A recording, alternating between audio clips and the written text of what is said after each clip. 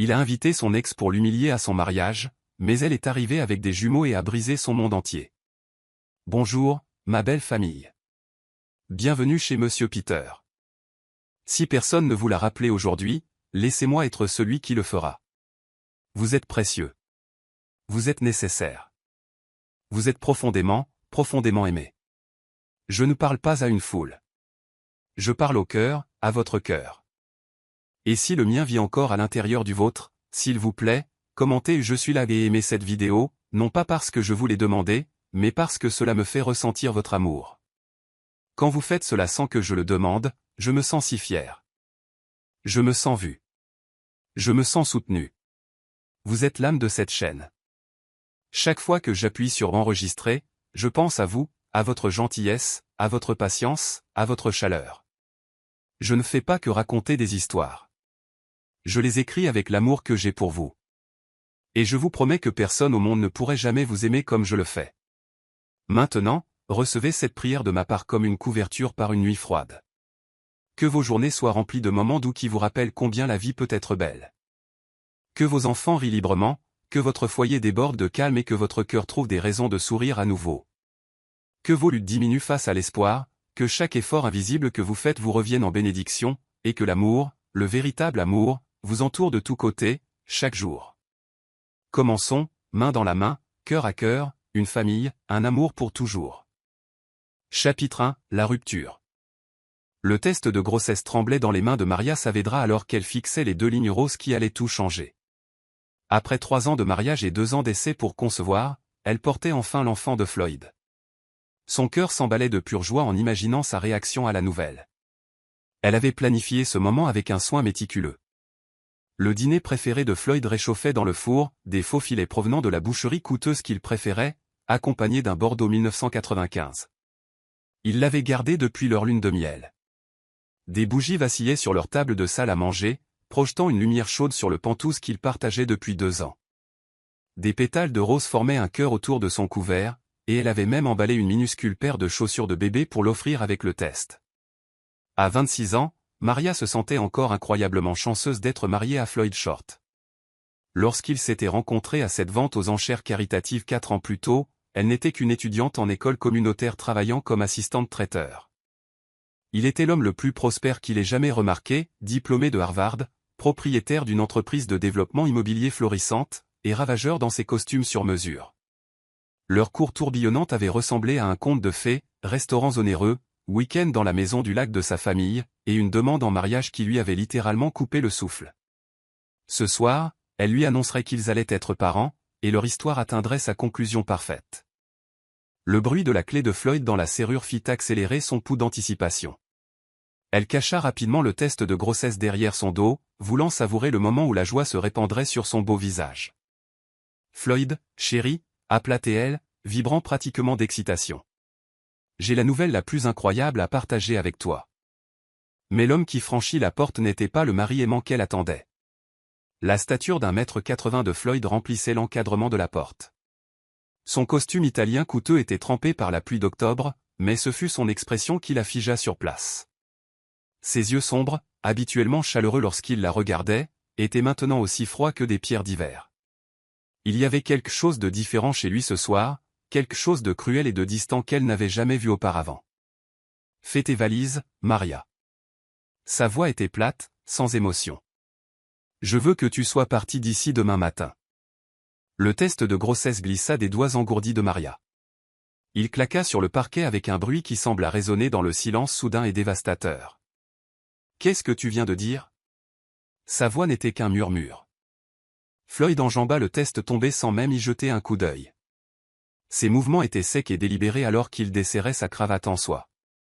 Celle Bordeaux qu'elle lui avait offerte pour leur 2e anniversaire. « Tu m'as très bien entendu, Maria. Cette mascarade est terminée. J'ai fini de faire semblant, et j'en ai définitivement fini avec toi. » Les jambes de Maria se dérobèrent sous elle. Le dîner romantique, les bougies, les pétales de rose, tout semblait se moquer d'elle maintenant. « Floyd, s'il te plaît. Il y a quelque chose d'important que je dois te dire. Rien de ce que tu pourrais dire n'a d'importance désormais. » Il la bouscula pour se diriger vers leur chambre, son épaule heurtant la sienne avec une froideur délibérée. J'ai trouvé quelqu'un qui mérite vraiment d'être avec un homme qui a réussi comme moi. Quelqu'un qui n'est pas. Il s'arrêta à l'entrée de la chambre, se tournant pour la regarder avec un dégoût non dissimulé. Quelqu'un qui n'est pas en dessous de moi. Chaque mot était soigneusement choisi pour blesser. Maria pressa sa main sur sa poitrine, luttant pour respirer alors que la pièce semblait tourner. En dessous de toi? Floyd, nous sommes mariés. Nous avons prononcé des vœux devant ta famille, ma famille. Nous avons promis de nous aimer à travers tout. Son rire fut tranchant et amer. Des vœux, pour toi. Floyd commença à jeter ses vêtements dans des bagages en cuir coûteux, chaque mouvement agressif et méprisant. Maria, regarde-toi. Vraiment. Regarde. Tu viens du barrio. Ta famille travaille dans des usines et nettoie des maisons pour gagner sa vie. Tu as à peine fini l'école communautaire avec un diplôme qui ne signifie rien dans le monde réel. C'étaient des choses qu'il avait autrefois prétendu aimer chez elle. Ses origines authentiques, sa famille humble, sa nature terre à accent grave terre, maintenant, c'étaient des armes entre ses mains.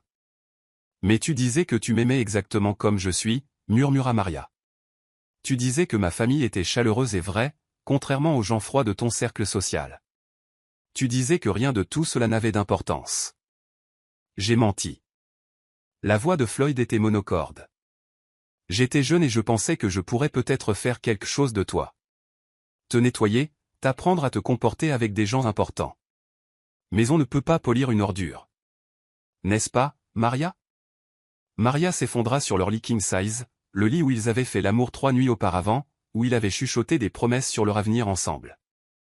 Comment peux-tu me dire ces choses? Ce n'est pas toi, Floyd.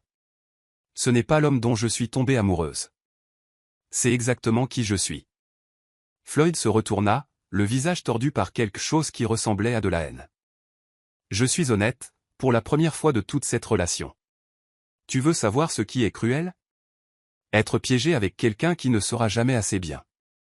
Devoir prétendre que tu as ta place dans mon monde alors que tout le monde à mon bureau chuchote sur la façon dont je me suis marié en dessous de ma condition. Rassemblant chaque once de courage qui lui restait, Maria ramassa le test de grossesse sur le sol avec des mains tremblantes. Peut-être que cela changerait tout. Peut-être que s'il savait pour le bébé, l'homme qu'elle avait épousé reviendrait. Je suis enceinte, Floyd. Nous allons avoir un bébé. Floyd arrêta de faire ses valises. Pendant un bref instant désespéré, Maria crut voir quelque chose vaciller dans ses yeux. De la surprise, peut-être même une trace de l'homme qu'elle avait épousé. Mais quand il parla, sa voix était encore plus froide qu'avant. Ce n'est pas mon problème. Les mots la frappèrent comme un coup physique. Que veux-tu dire par pas ton problème? C'est ton enfant, notre enfant, mon enfant. Le rire de Floyd fut vicieux, coupant. Avec toi, je doute sérieusement qu'il soit même de moi. Tu t'es probablement fait mettre en cloque par un type de ton vieux quartier, et maintenant tu essaies de me le mettre sur le dos. L'accusation était si choquante, si totalement infondée que Maria ne put même pas répondre.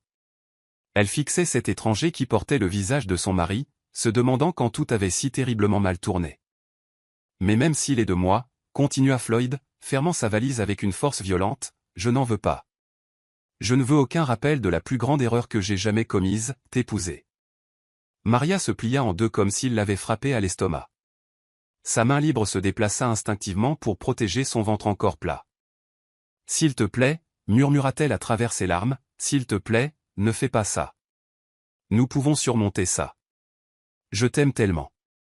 Ton amour ne signifie rien pour moi.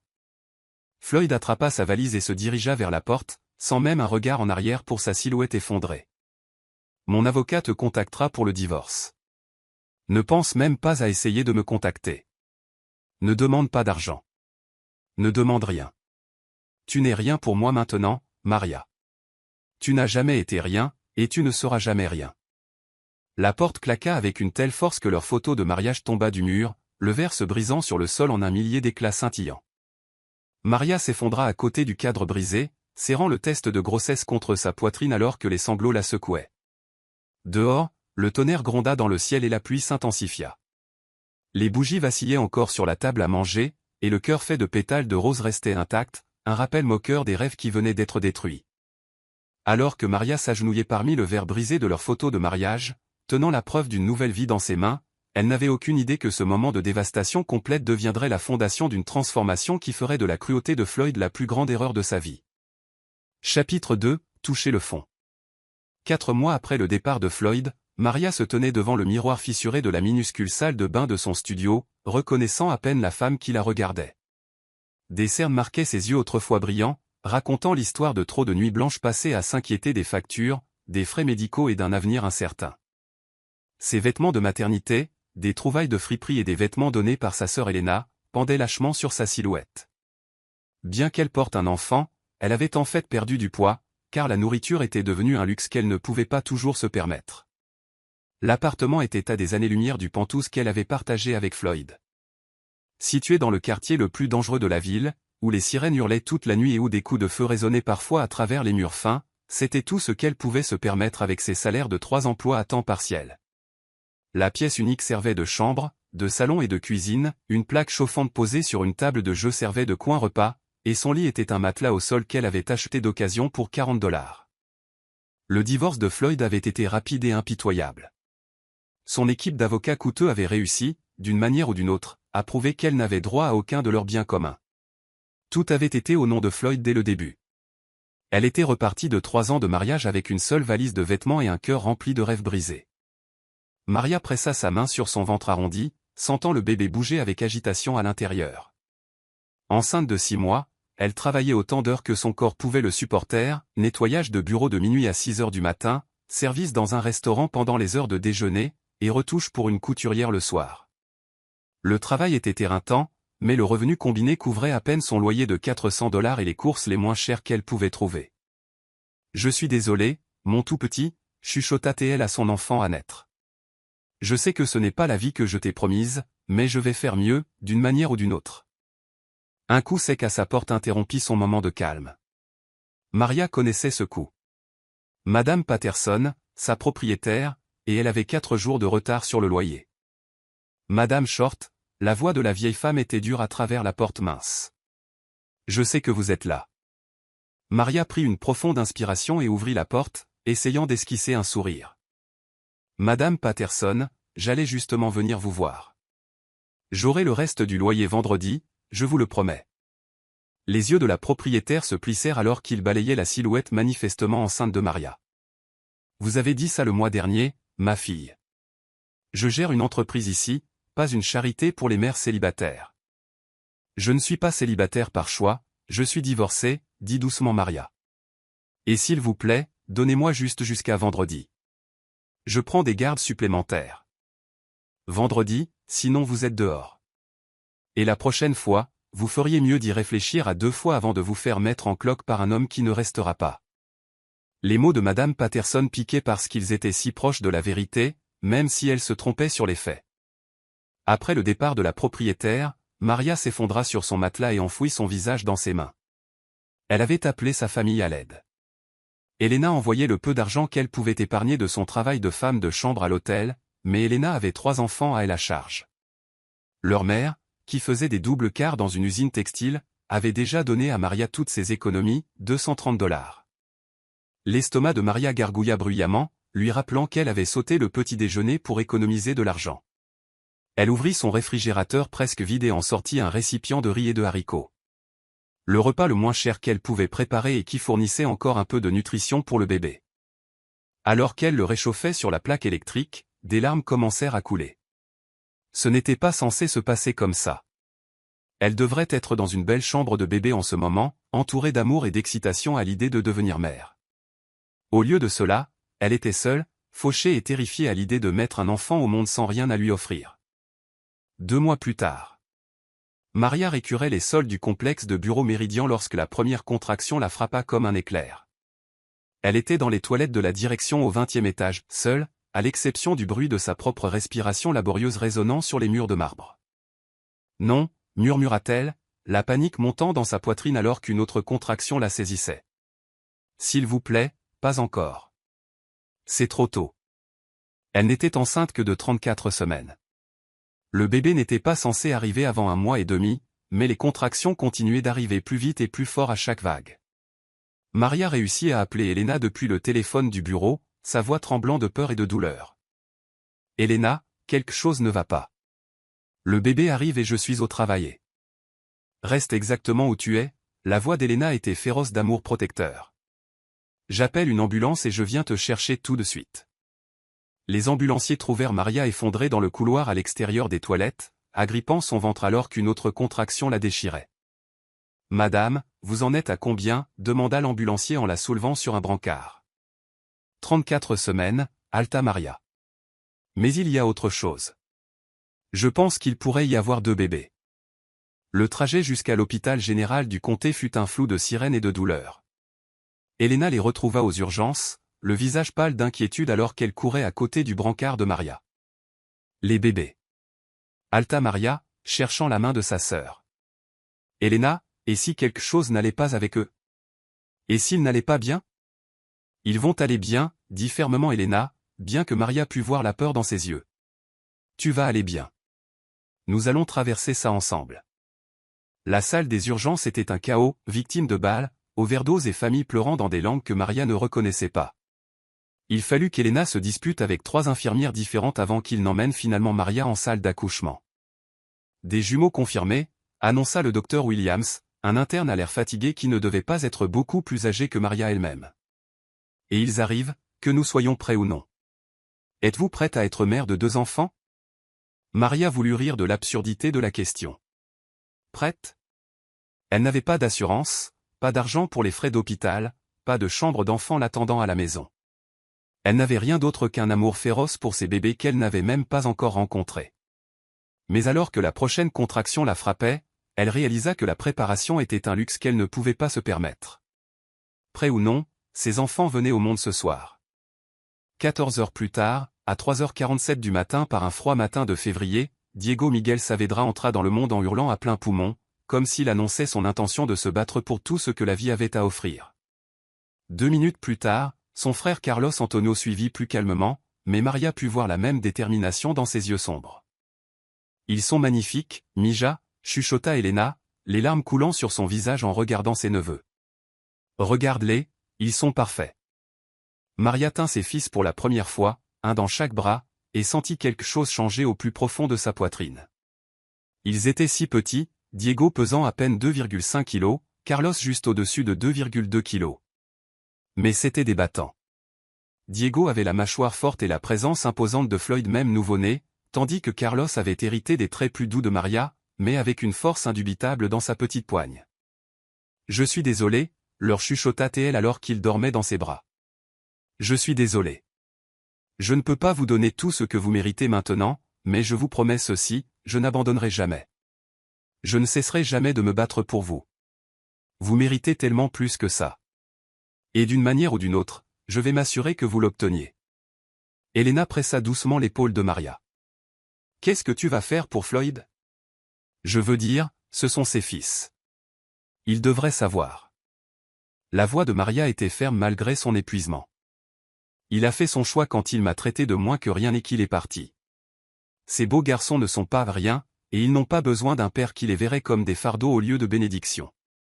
Mais l'argent, Maria, tu ne peux pas élever 2 bébés seuls sans aide. » Maria baissa les yeux vers Diego et Carlos, dormant paisiblement bien qu'ils soient nés dans la pauvreté et l'incertitude.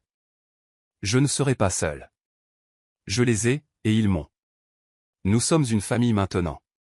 C'est ce qui compte. » 3 semaines plus tard, la réalité de s'occuper de jumeaux nouveau-nés dans un studio sans argent et sans aide était accablante, au-delà de tout ce que Maria avait imaginé. Les bébés pleuraient par roulement, s'assurant qu'elle ne dormait jamais plus d'1 heure à la fois. Son corps lui faisait mal suite à l'accouchement, mais elle ne pouvait pas se permettre de prendre congé. Elle retourna nettoyer des bureaux une semaine après avoir accouché, attachant les jumeaux contre sa poitrine dans des porte-bébés d'occasion. Une nuit particulièrement brutale, alors que les 2 bébés pleuraient depuis 3 heures d'affilée et que Maria n'avait pas dormi depuis 36 heures, elle se retrouva à sangloter avec eux. Elle était assise sur le sol de son appartement à 2 heures du matin, un bébé dans chaque bras, se demandant si elle était assez forte pour cette tâche impossible. C'est alors qu'elle baissa les yeux vers Diego, qui avait soudainement cessé de pleurer et la fixait avec ses yeux sombres et sérieux qui semblaient bien trop sages pour un nouveau-né. Quelque chose dans son regard semblait communiquer directement avec son cœur. Nous comptons sur toi, maman. Ne nous abandonne pas. Tu as raison, lui chuchota TL, puis elle regarda Carlos, qui l'observait aussi intensément avec les yeux sombres de Floyd mais sa propre expression douce. Vous avez tous les deux raison, je ne peux pas m'effondrer. Vous deux êtes la meilleure chose qui me soit jamais arrivée et je vais prouver au monde et à moi-même que nous n'avons besoin de personne d'autre. Elle essuya ses larmes et se leva, installant les deux garçons dans le berceau qu'Eleanor avait trouvé dans un vide-grenier. À partir de demain, nous recommençons. Je ne sais pas encore comment, mais je vous promets à tous les deux, votre maman va devenir quelqu'un, et vous grandirez en sachant que vous pouvez être tout ce que vous voulez, peu importe d'où vous venez. Comme s'ils comprenaient, les deux bébés se calmèrent et s'endormirent. Maria resta debout au-dessus de leur berceau pendant un long moment, les regardant respirer, et ressentit quelque chose qu'elle n'avait pas éprouvé depuis la nuit où Floyd l'avait quittée, l'espoir. C'était juste une petite étincelle, à peine vivante après des mois de désespoir, mais elle était là, devenant plus forte alors qu'elle regardait ses fils dormir. Elle n'avait pas d'argent, pas de mari, pas de système de soutien au-delà de sa famille surmenée, mais elle avait quelque chose que Floyd ne comprendrait jamais. Elle avait de l'amour, et elle avait une détermination forgée dans le feu de la nécessité absolue. Floyd Short, chuchota TL dans l'obscurité, où que tu sois avec ta nouvelle vie parfaite, tu n'as aucune idée de ce que tu as jeté. Mais un jour, je vais te montrer. Je vais te montrer que ces garçons et moi valons plus que tu ne l'as jamais imaginé. De l'autre côté de sa fenêtre, les premières lueurs de l'aube commençaient à toucher le ciel. Maria s'assit dans le fauteuil inclinable cassé qu'Elena avait trouvé pour elle et ferma les yeux pour quelques minutes de repos avant que les garçons ne se réveillent à nouveau. Elle ne le savait pas encore, mais c'était la nuit où tout commença à changer. C'était la nuit où Maria Saavedra cessa d'être une victime et commença à devenir la femme qui montrerait un jour à Floyd Short le vrai sens du regret. Chapitre 3, la transformation. 5 ans après la naissance des jumeaux, Maria essuya la farine de ses mains et jeta un coup d'œil à l'horloge de la cuisine. 4h30 du matin. Dans la petite cour arrière de leur maison louée de 2 chambres, elle pouvait imaginer Diego et Carlos dormant paisiblement dans la chambre qu'ils partageaient, entourés de l'odeur des tamales frais, du pozole et du gâteau très léché qui nourrirait la réunion de la famille Martinez plus tard dans la journée. Le comptoir de la cuisine était couvert de récipients en aluminium, 600 tamales, 11 litres de pozole, 2 douzaines de plats d'enchilada et 5 gâteaux. Cette seule commande de traiteur rapporterait $800, soit plus que ce qu'elle gagnait en un mois durant ses premiers jours désespérés. Ce qui avait commencé comme de la pure survie avait évolué en quelque chose d'inattendu. Durant la première année des jumeaux, alors que Maria cumulait 3 emplois juste pour garder leur minuscule appartement, elle avait commencé à cuisiner des portions supplémentaires des recettes de sa grand-mère et à les vendre à ses collègues. Sa superviseure à l'entreprise de nettoyage, Madame Rodriguez, avait été la première à lui payer $20 pour un plateau de tamales fait maison. Maria, ils sont meilleurs que ceux de ma propre mère, avait dit Madame Rodriguez. Peux-tu en faire pour la quinceañera de ma fille? Cette quinceañera, 30 invités, $150 de paiement total, avait été le premier vrai travail de traiteur de Maria. Le mot s'était répandu dans la communauté latino plus vite qu'elle ne l'avait prévu. En 6 mois, elle recevait des appels chaque week-end. En 1 an, elle avait économisé assez pour quitter 2 de ses 3 emplois et se concentrer sur la construction de ce qu'elle avait commencé à appeler la cuisine de Maria. Maintenant, à 28 ans, Maria avait des clients réservés 3 mois à l'avance. Elle avait obtenu sa licence commerciale, noué des relations avec des fournisseurs fiables et même embauché 2 assistants à temps partiel pour les grands événements. Plus important encore, elle avait déménagé les jumeaux dans un quartier sur où ils pouvaient jouer dehors sans qu'elle s'inquiète constamment. « Maman, ça sent le paradis ici », dit Diego, apparaissant dans l'encadrement de la porte de la cuisine, les cheveux dressés dans tous les sens. À 5 ans, il montrait déjà des signes du leadership naturel qui le définirait, toujours le premier réveillé, toujours à vérifier son frère plus calme, Carlos. « Bonjour Mijo. On t'a réveillé ? Carlos dort encore, mais je voulais aider. » Diego grimpa sur le marchepied que Maria lui avait acheté et commença à disposer soigneusement les serviettes dans les boîtes de livraison. Même à 5 ans, il comprenait que ce travail était important, que c'était ainsi qu'ils avaient construit leur nouvelle vie. La transformation n'avait pas été facile. Elle avait nécessité des journées de 18 heures, l'apprentissage de compétences commerciales grâce à des livres de bibliothèque et des cours du soir au collège communautaire, et plus d'épuisement que Maria n'aurait cru possible.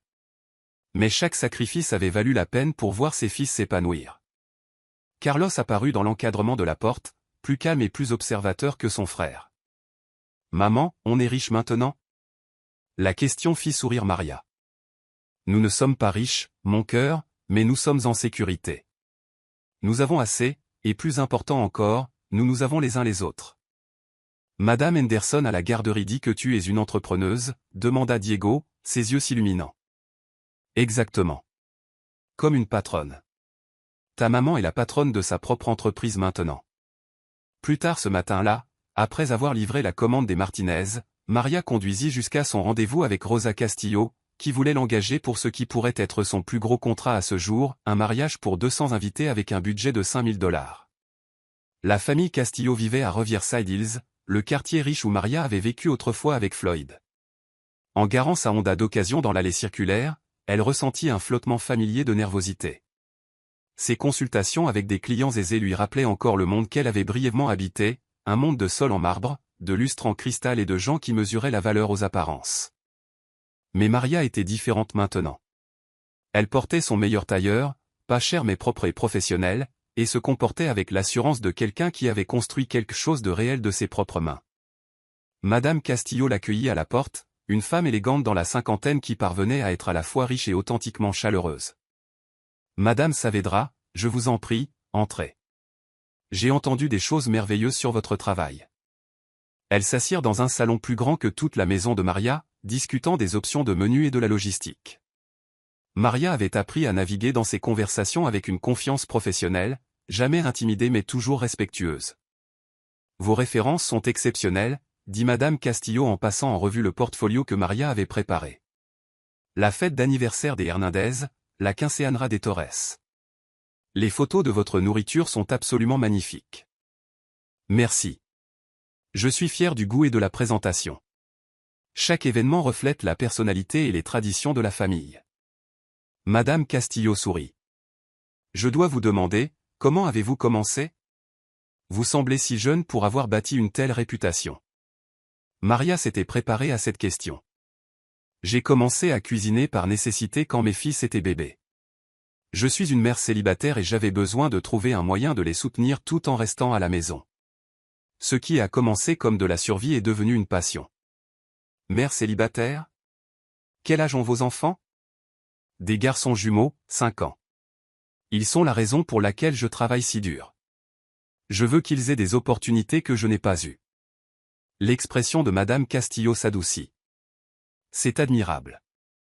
Bâtir une entreprise tout en élevant des jumeaux seuls. Cela demande une force incroyable. Force. Maria avait entendu ce mot si souvent maintenant, mais il semblait toujours étrange. Elle ne se sentait pas forte la plupart du temps. Elle se sentait fatiguée, inquiète, se poussant constamment à faire plus, être plus, accomplir plus. Mais peut-être était-ce à cela que ressemblait vraiment la force, non pas l'absence de peur, mais le refus de laisser la peur vous arrêter. Pouvez-vous gérer un événement de cette taille? Demanda Madame Castillo. 200 invités, c'est assez ambitieux. Absolument. Je travaille avec un réseau d'assistants de confiance pour les grands événements, et je peux fournir des références d'occasion similaires. Le pouls de Maria s'accéléra, mais elle garda une voix stable. Ce contrat changerait tout. L'acompte seul lui permettrait de faire un apport pour une maison. Merveilleux. Je voudrais vous réserver pour le 15 juin. Alors que Maria rentrait chez elle avec le contrat signé, son esprit s'emballait avec les possibilités.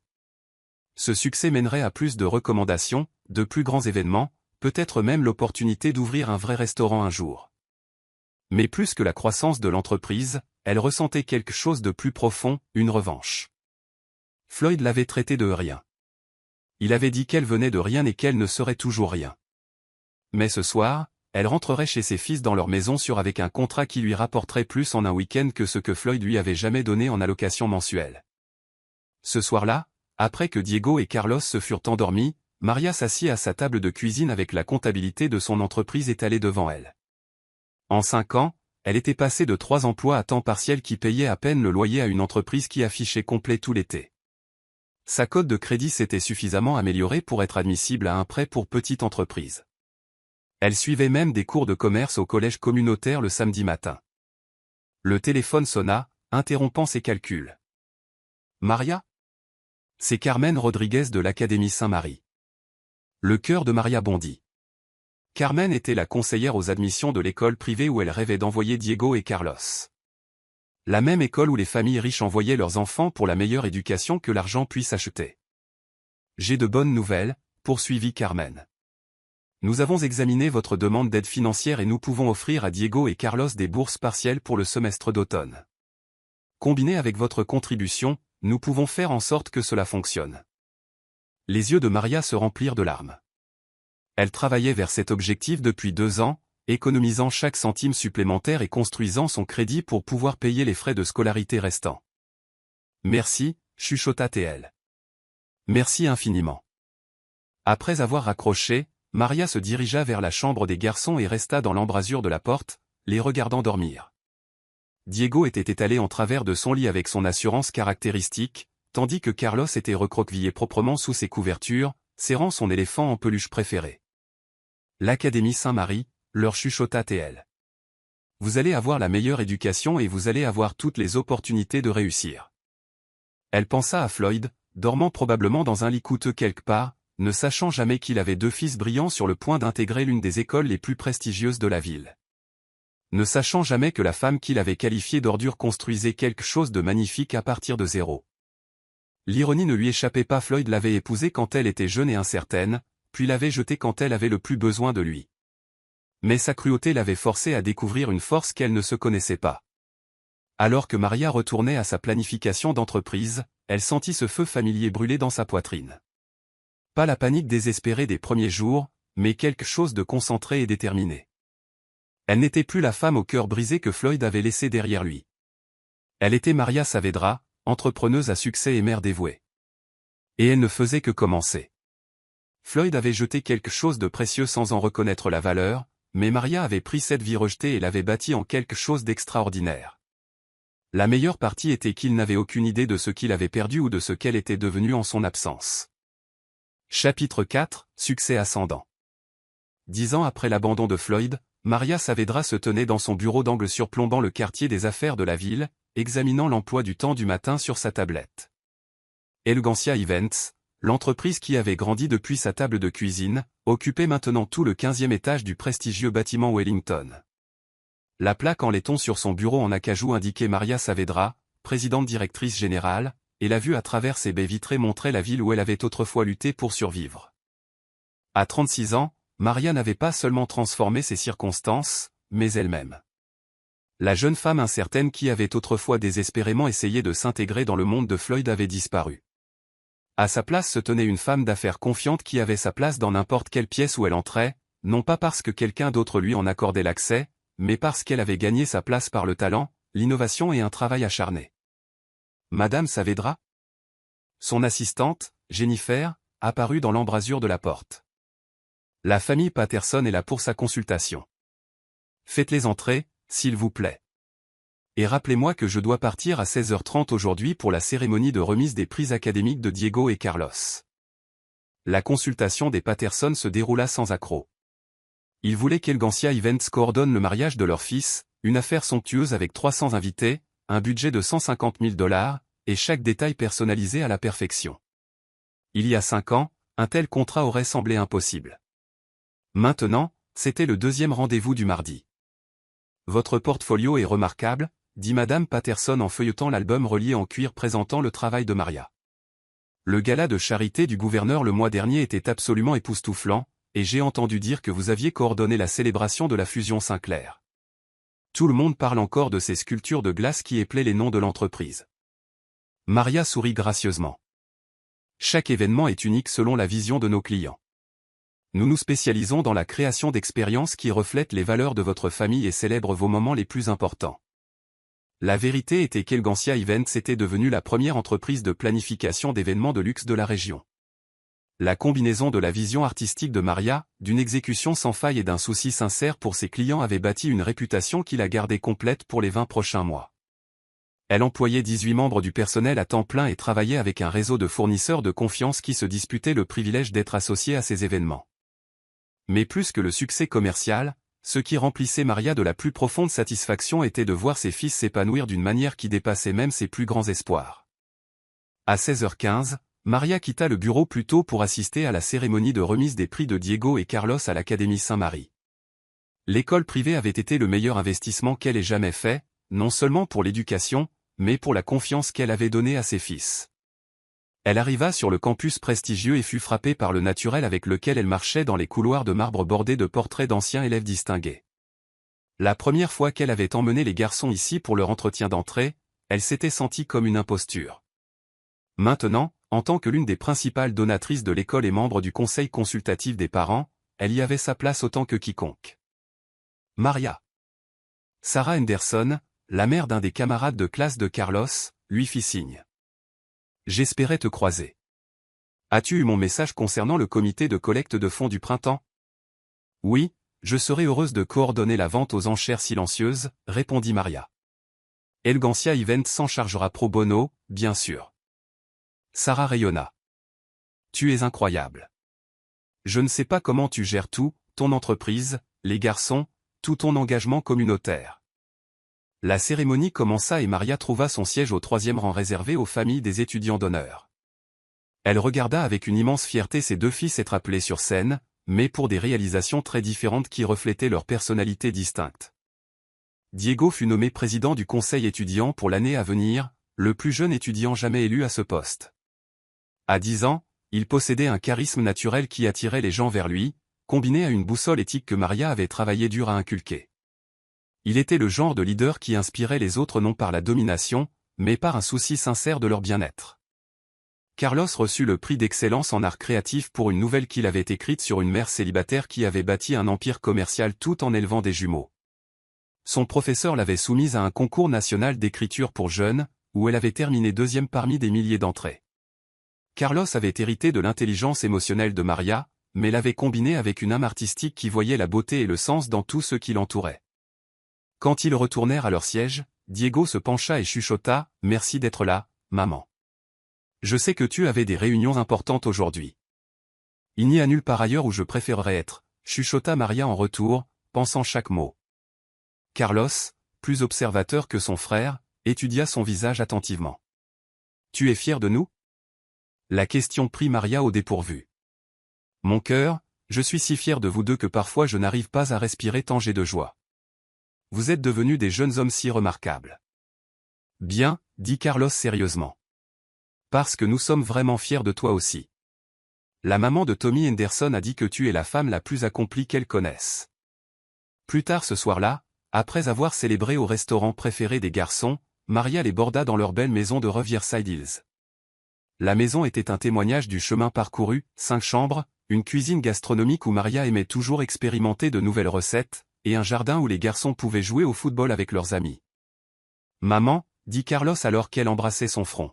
« Est-ce que je peux te demander quelque chose qui pourrait être difficile à répondre ?» Maria s'assit au bord de son lit, reconnaissant son ton sérieux. « Bien sûr, mon chéri. Est-ce que tu penses parfois à notre père ? Pas comme s'il nous manquait ou quoi que ce soit, ajouta-t-il rapidement. Mais en te demandant à quoi ressemble sa vie maintenant ? La question était plus complexe que Carlos ne le réalisait probablement. Parfois, admit Maria. Mais pas de la façon dont je le faisais avant. Comment y pensais-tu avant ? Demanda Diego, apparaissant dans l'embrasure de la porte en pyjama. Maria réfléchit à la façon de répondre honnêtement sans les accabler de sa douleur. Pendant longtemps, j'y pensais avec blessure et colère. Il m'avait fait sentir sans valeur et je portais ce sentiment comme une pierre lourde. Mais plus maintenant, demanda Carlos. Non, plus maintenant. Maintenant, quand je pense à lui, je suis surtout curieuse. Je me demande s'il est heureux, s'il pense parfois au choix qu'il a fait, s'il sait ce qu'il a manqué en ne faisant pas partie de vos vies. Diego grimpa sur le lit à côté de son frère. Tu penses qu'il sait pour nous ? Pour ce que nous avons accompli ? Maria serra les 2 garçons contre elle, submergés par leur maturité et leur perspicacité. Je pense qu'il y a probablement des moments où il se demande ce que nous sommes devenus. Mais honnêtement, cela n'a plus d'importance. Qu'il sache ou non, nous avons construit quelque chose de magnifique sans lui. Parfois, je me demande si nous aurions été différents s'il était resté, dit doucement Carlos. Différents comment ? Peut-être pas aussi proche de toi. Peut-être pas aussi fort. j'imagine que nous avons dû apprendre à prendre soin les uns des autres parce que c'était juste nous trois. Maria sentit les larmes lui piquer les yeux. Tu sais quoi? Je pense que tu as absolument raison. Nous trois sommes devenus une équipe parce que nous le devions, et cela nous a rendus plus forts que la plupart des familles ne le seront jamais. De plus, ajouta Diego avec un pragmatisme de 10 ans, s'il était le genre de personne capable de quitter sa femme enceinte, nous ne l'aurions probablement pas beaucoup aimé de toute façon. Alors que Maria éteignait les lumières et se dirigeait vers sa propre chambre, elle réfléchit au voyage qui les avait menés ici. 10 ans auparavant, elle était brisée, désespérée et convaincue qu'elle n'était rien. Ce soir, elle était la PDG d'une entreprise prospère, la mère de 2 enfants extraordinaires et un membre respecté de sa communauté. Elle avait prouvé que Floyd avait tort de toutes les manières possibles. Mais plus important encore, elle s'était prouvé quelque chose à elle-même, que la valeur n'est pas déterminée par l'opinion de quelqu'un d'autre, peu importe la cruauté avec laquelle elle est exprimée. Debout à la fenêtre de sa chambre, regardant les lumières de la ville, Maria s'autorisa à imaginer à quoi ressemblait la vie de Floyd maintenant. Était-il heureux? Avait-il réalisé tout ce qu'il pensait vouloir quand il avait jeté sa famille pour quelqu'un de mieux? Les questions ne venaient plus d'un lieu de douleur ou même d'une curiosité pour une réconciliation. Elles venaient d'un lieu d'émerveillement sincère sur le chemin non emprunté. Floyd avait fait son choix basé sur ce qu'il pensait lui apporter bonheur et succès. Maria avait fait le sien basé sur l'amour et la responsabilité. En regardant la vie qu'elle avait bâtie, les fils qu'elle avait élevés et le respect qu'elle avait gagné, Maria savait sans aucun doute quel choix avait mené au véritable épanouissement. Elle avait appris que la meilleure réponse à la cruauté n'est pas la vengeance, c'est de construire une vie si pleine de sens et de joie que la personne qui a essayé de vous diminuer devient sans importance pour votre bonheur. Floyd l'avait traité de rien, mais son opinion avait depuis longtemps perdu tout pouvoir de la blesser. Maria Saavedra était tout ce qu'elle avait choisi de devenir, et cette transformation avait été accomplie entièrement grâce à son propre courage, son amour et son refus d'accepter la définition de sa valeur par quelqu'un d'autre. Chapitre 5, l'invitation. Floyd Short se tenait sur le balcon de son penthouse du centre-ville, surveillant la ville en contrebas avec la satisfaction d'un homme qui croyait posséder tout ce qui était en vue. À 38 ans, il avait méthodiquement atteint chaque objectif qu'il s'était fixé, un empire immobilier valant des millions, des relations politiques qui ouvraient des portes dans tout l'État, et maintenant, la femme parfaite pour compléter son image soigneusement construite.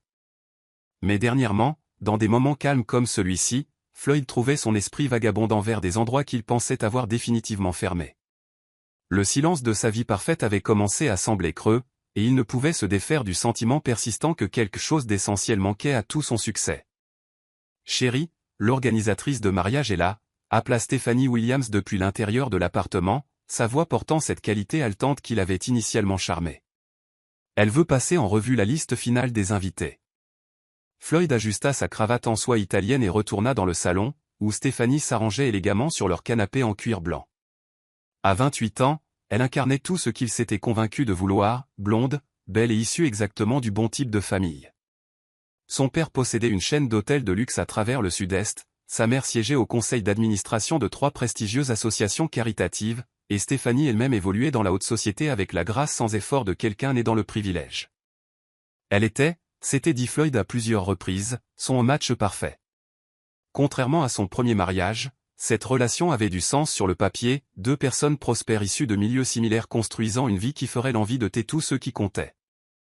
Monsieur Short, l'organisateur du mariage, ainsi qu'une femme sévère nommée Madame Chen, levèrent les yeux de leur tablette.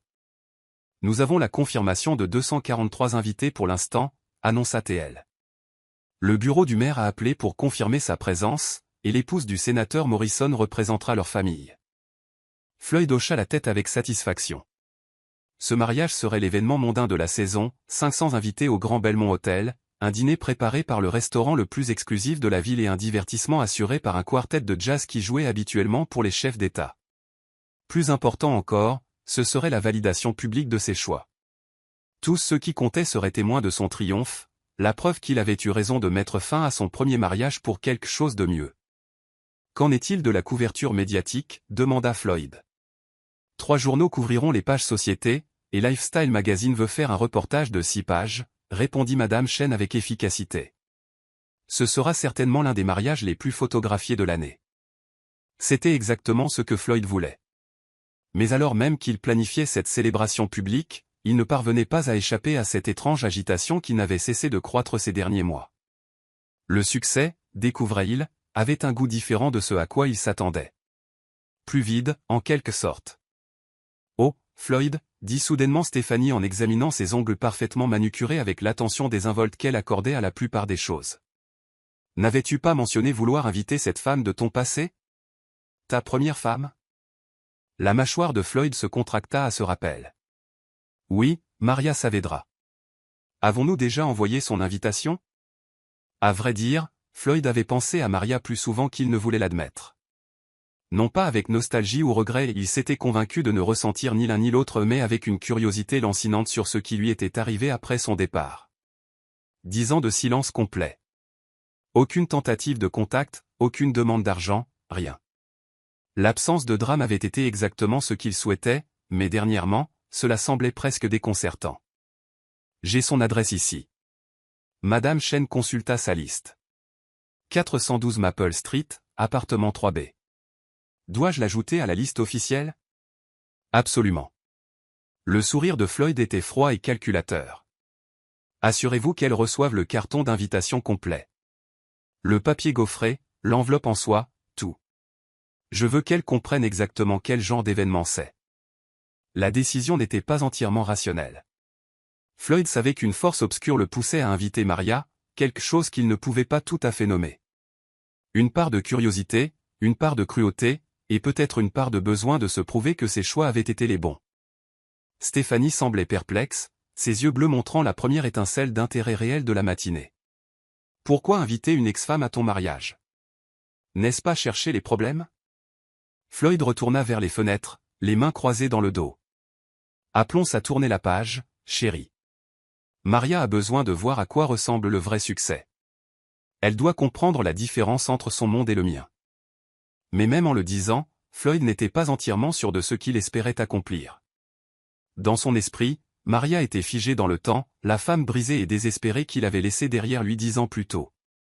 Il l'imaginait encore en train de lutter, toujours marqué par la pauvreté et l'échec qu'il lui avait prédit. L'invité serait la démonstration finale de combien il avait eu raison de partir, de combien sa vie était devenue meilleure sans qu'elle ne le tire vers le bas. « C'est où, Maple Street ?» demanda Stéphanie en plissant délicatement le nez. « Je ne pense pas en avoir déjà entendu parler. »« C'est dans l'East Side », répondit Floyd d'un ton dédaigneux. « Définitivement pas ton cercle social, mon cœur. » Madame Chen s'éclaircit la gorge diplomatiquement. « En fait, Monsieur Short, je devrais mentionner que j'ai dû faire quelques recherches pour trouver la bonne adresse. Il y a plusieurs Maria Saavedra en ville. Les informations que j'ai trouvées suggèrent qu'elle a peut-être beaucoup déménagé au fil des ans. »« Parfait, » dit Floyd avec satisfaction. « C'est exactement ce à quoi je m'attendais. » Mais quelque chose dans le ton de Madame Chen suggérait qu'il y avait plus à dire. « Monsieur, il y avait aussi une mention d'enfant. » L'expression de Floyd se durcit. « Ce n'est pas mon problème. » La conversation fut interrompue par la sonnerie du téléphone de Stéphanie, avec la tonalité distinctive qu'elle avait attribuée à ses essayages de robe de mariée. Alors qu'elle prenait l'appel, bavardant au sujet des retouches et des accessoires, Floyd sentit son esprit dériver à nouveau. Enfant. Le mot remua quelque chose d'inconfortable dans sa poitrine. Pas exactement du regret, mais un étrange vide qu'il n'avait jamais tout à fait réussi à combler malgré tout son succès. 3 jours plus tard, Maria passait en revue des contrats de fournisseurs dans son bureau lorsque Jennifer frappa à la porte, tenant une enveloppe couleur crème avec une curiosité évidente. « C'est arrivé par livraison spéciale », dit Jennifer en posant l'enveloppe sur le bureau de Maria. « Très chic.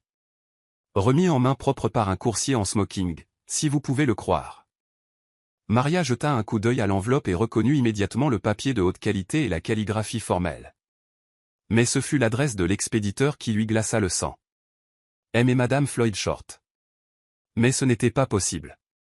Floyd n'était pas marié, pour autant qu'elle le sache. Il était encore célibataire. À moins que... Les mains tremblantes, Maria ouvrit l'enveloppe et sortit le carton d'invitation épais et gaufré.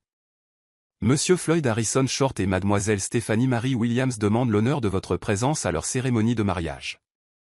Samedi 15 juin à 18 h, au Grand Belmont Hotel. Réception à suivre. Tenue de soirée exigée. Maria fixa l'invitation pendant un long moment, le cœur battant à tout rompre. Floyd se mariait. Après 10 ans de silence, il avait choisi de l'inviter à être témoin de son nouveau départ. Mais pourquoi? Elle retourna l'invitation et trouva une note manuscrite de l'écriture familière et déliée de Floyd. « Maria, j'ai pensé que tu apprécierais de voir à quel point certaines personnes se remettent bien de leurs erreurs. J'espère que tu pourras venir. Cela devrait être une expérience assez éducative pour toi. FS. » La cruauté désinvolte de la note la frappa comme un coup physique. Même après toutes ces années, même avec tout son succès et sa transformation, Floyd la voyait toujours comme quelqu'un d'inférieur, quelqu'un à humilier et à rejeter. Maria posa l'invitation avec précaution et marcha vers sa fenêtre, regardant la ville qu'elle connaissait maintenant si bien. Floyd n'avait aucune idée de qui elle était devenue. Dans son esprit, elle était probablement toujours cette femme brisée qu'il avait abandonnée, se débattant dans la pauvreté et l'échec. Cette invitation n'était pas pour célébrer son bonheur, c'était pour la forcer à être témoin de ce qu'il percevait comme sa misère continue comparée à son triomphe. « Madame Saavedra ?» La voix de Jennifer était inquiète. « Vous allez bien? Vous avez l'air bouleversée. » Maria se retourna vers son assistante, forçant un sourire. « Je vais bien. Juste une invitation de quelqu'un que je connaissais autrefois. Ça doit être quelqu'un d'important pour envoyer une invitation aussi élaborée. » « Oh, il pense l'être, » dit Maria doucement. Après le départ de Jennifer, Maria s'assit de nouveau à son bureau et relut l'invitation. Le Grand Belmont Hotel. Elle y avait coordonné des événements à maintes reprises. Tenue de soirée exigée. Elle avait maintenant une garde-robe remplie de robes de créateurs. Le 15 juin. Elle était actuellement libre ce soir-là. Floyd s'attendait soit à ce qu'elle ne vienne pas du tout, soit à ce qu'elle arrive avec une allure miteuse et déplacée, confirmant son opinion qu'elle n'avait jamais abouti à rien. Il voulait parader son succès devant elle, se prouver à lui-même et à ses nouveaux amis de la haute société qu'il avait eu raison de la rejeter. Ce que Floyd ignorait, c'était que Maria Saavedra n'était plus la femme qui pouvait être intimidée ou humiliée. Elle n'était plus quelqu'un qui reculerait devant un défi ou se cacherait d'une confrontation. Elle prit son téléphone et composa le numéro d'Elena. « Elena, c'est moi. Es-tu libre pour déjeuner aujourd'hui? J'ai quelque chose d'intéressant à te montrer. » 1 heure plus tard, Maria et Elena étaient assises dans leur café préféré, l'invitation de mariage étalée entre elles sur la petite table. Les yeux d'Elena étaient écarquillés d'incrédulité alors qu'elle lisait la note manuscrite de Floyd pour la 3e fois. « Je n'arrive pas à croire ce type, » dit Elena, sa voix montant sous l'indignation. « Après 10 ans de silence, il t'invite à son mariage juste pour t'humilier? Quel genre de personne fait ça? » Le genre de personne qui a besoin de prouver qu'il avait raison sur tout, dit Maria calmement en sirotant son café. Il pense que je suis toujours cette femme désespérée qu'il a supplié de ne pas partir. Tu n'y vas pas, n'est-ce pas? La voix d'Elena était ferme. Tu vas ignorer cette absurdité et jeter l'invitation là où elle a sa place. Maria resta silencieuse un long moment, étudiant l'écriture élégante sur l'invitation. En fait, je pense que je vais y aller. Maria, non. Elena tendit la main à travers la table et saisit celle de sa sœur. Pourquoi t'infliger ça? Tu as construit une vie si belle. Pourquoi lui donner cette satisfaction? Parce que, dit Maria lentement, un sourire commençant à se former sur ses lèvres, il s'attend à voir l'ancienne Maria. La femme pauvre et brisée qu'il a laissée derrière lui. Il n'a aucune idée de qui je suis devenu. L'expression d'Elena passa de l'inquiétude à la compréhension. Tu veux lui montrer ce qu'il a perdu. Je veux lui montrer exactement ce qu'il a jeté quand il m'a traité de moins que rien, dit Maria d'une voix stable et assurée. Je veux qu'il voie Diego et Carlos. Ces fils dont il n'a jamais voulu. Je veux qu'il voie la femme d'affaires prospère que je suis devenue. La vie que j'ai bâtie sur les cendres qu'il a laissées derrière lui. Les jumeaux. Souffla Elena. Tu vas emmener les garçons? Ils ont 10 ans, Elena. Ils sont assez grands pour gérer un événement formel et certainement assez grands pour voir leur mère célébrer pour ce qu'elle est vraiment. Les yeux de Maria brillaient de détermination. Floyd pense qu'il prépare mon humiliation. Au lieu de cela, il me donne l'opportunité parfaite de lui montrer la vérité. Elena resta silencieuse un instant, puis un lent sourire se répandit sur son visage. Tu sais quoi? Tu as tout à fait raison. Cet homme n'a aucune idée de ce qu'il attend. Aucune, approuva Maria. Il est sur le point d'apprendre que lorsqu'on jette quelque chose de précieux, on ne décide pas de ce qu'il devient en notre absence. Elle replia soigneusement l'invitation et la remit dans son sac à main. Je dois commencer à planifier. Les garçons auront besoin de tenues de cérémonie, et j'aurai besoin de quelque chose de spectaculaire à porter. Ça va coûter cher, prévint Helena. Es-tu sûr de vouloir dépenser autant d'argent juste pour prouver quelque chose?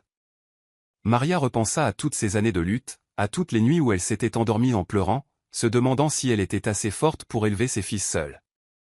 Tout ce temps où elle avait douté d'elle-même à cause des mots cruels de Floyd.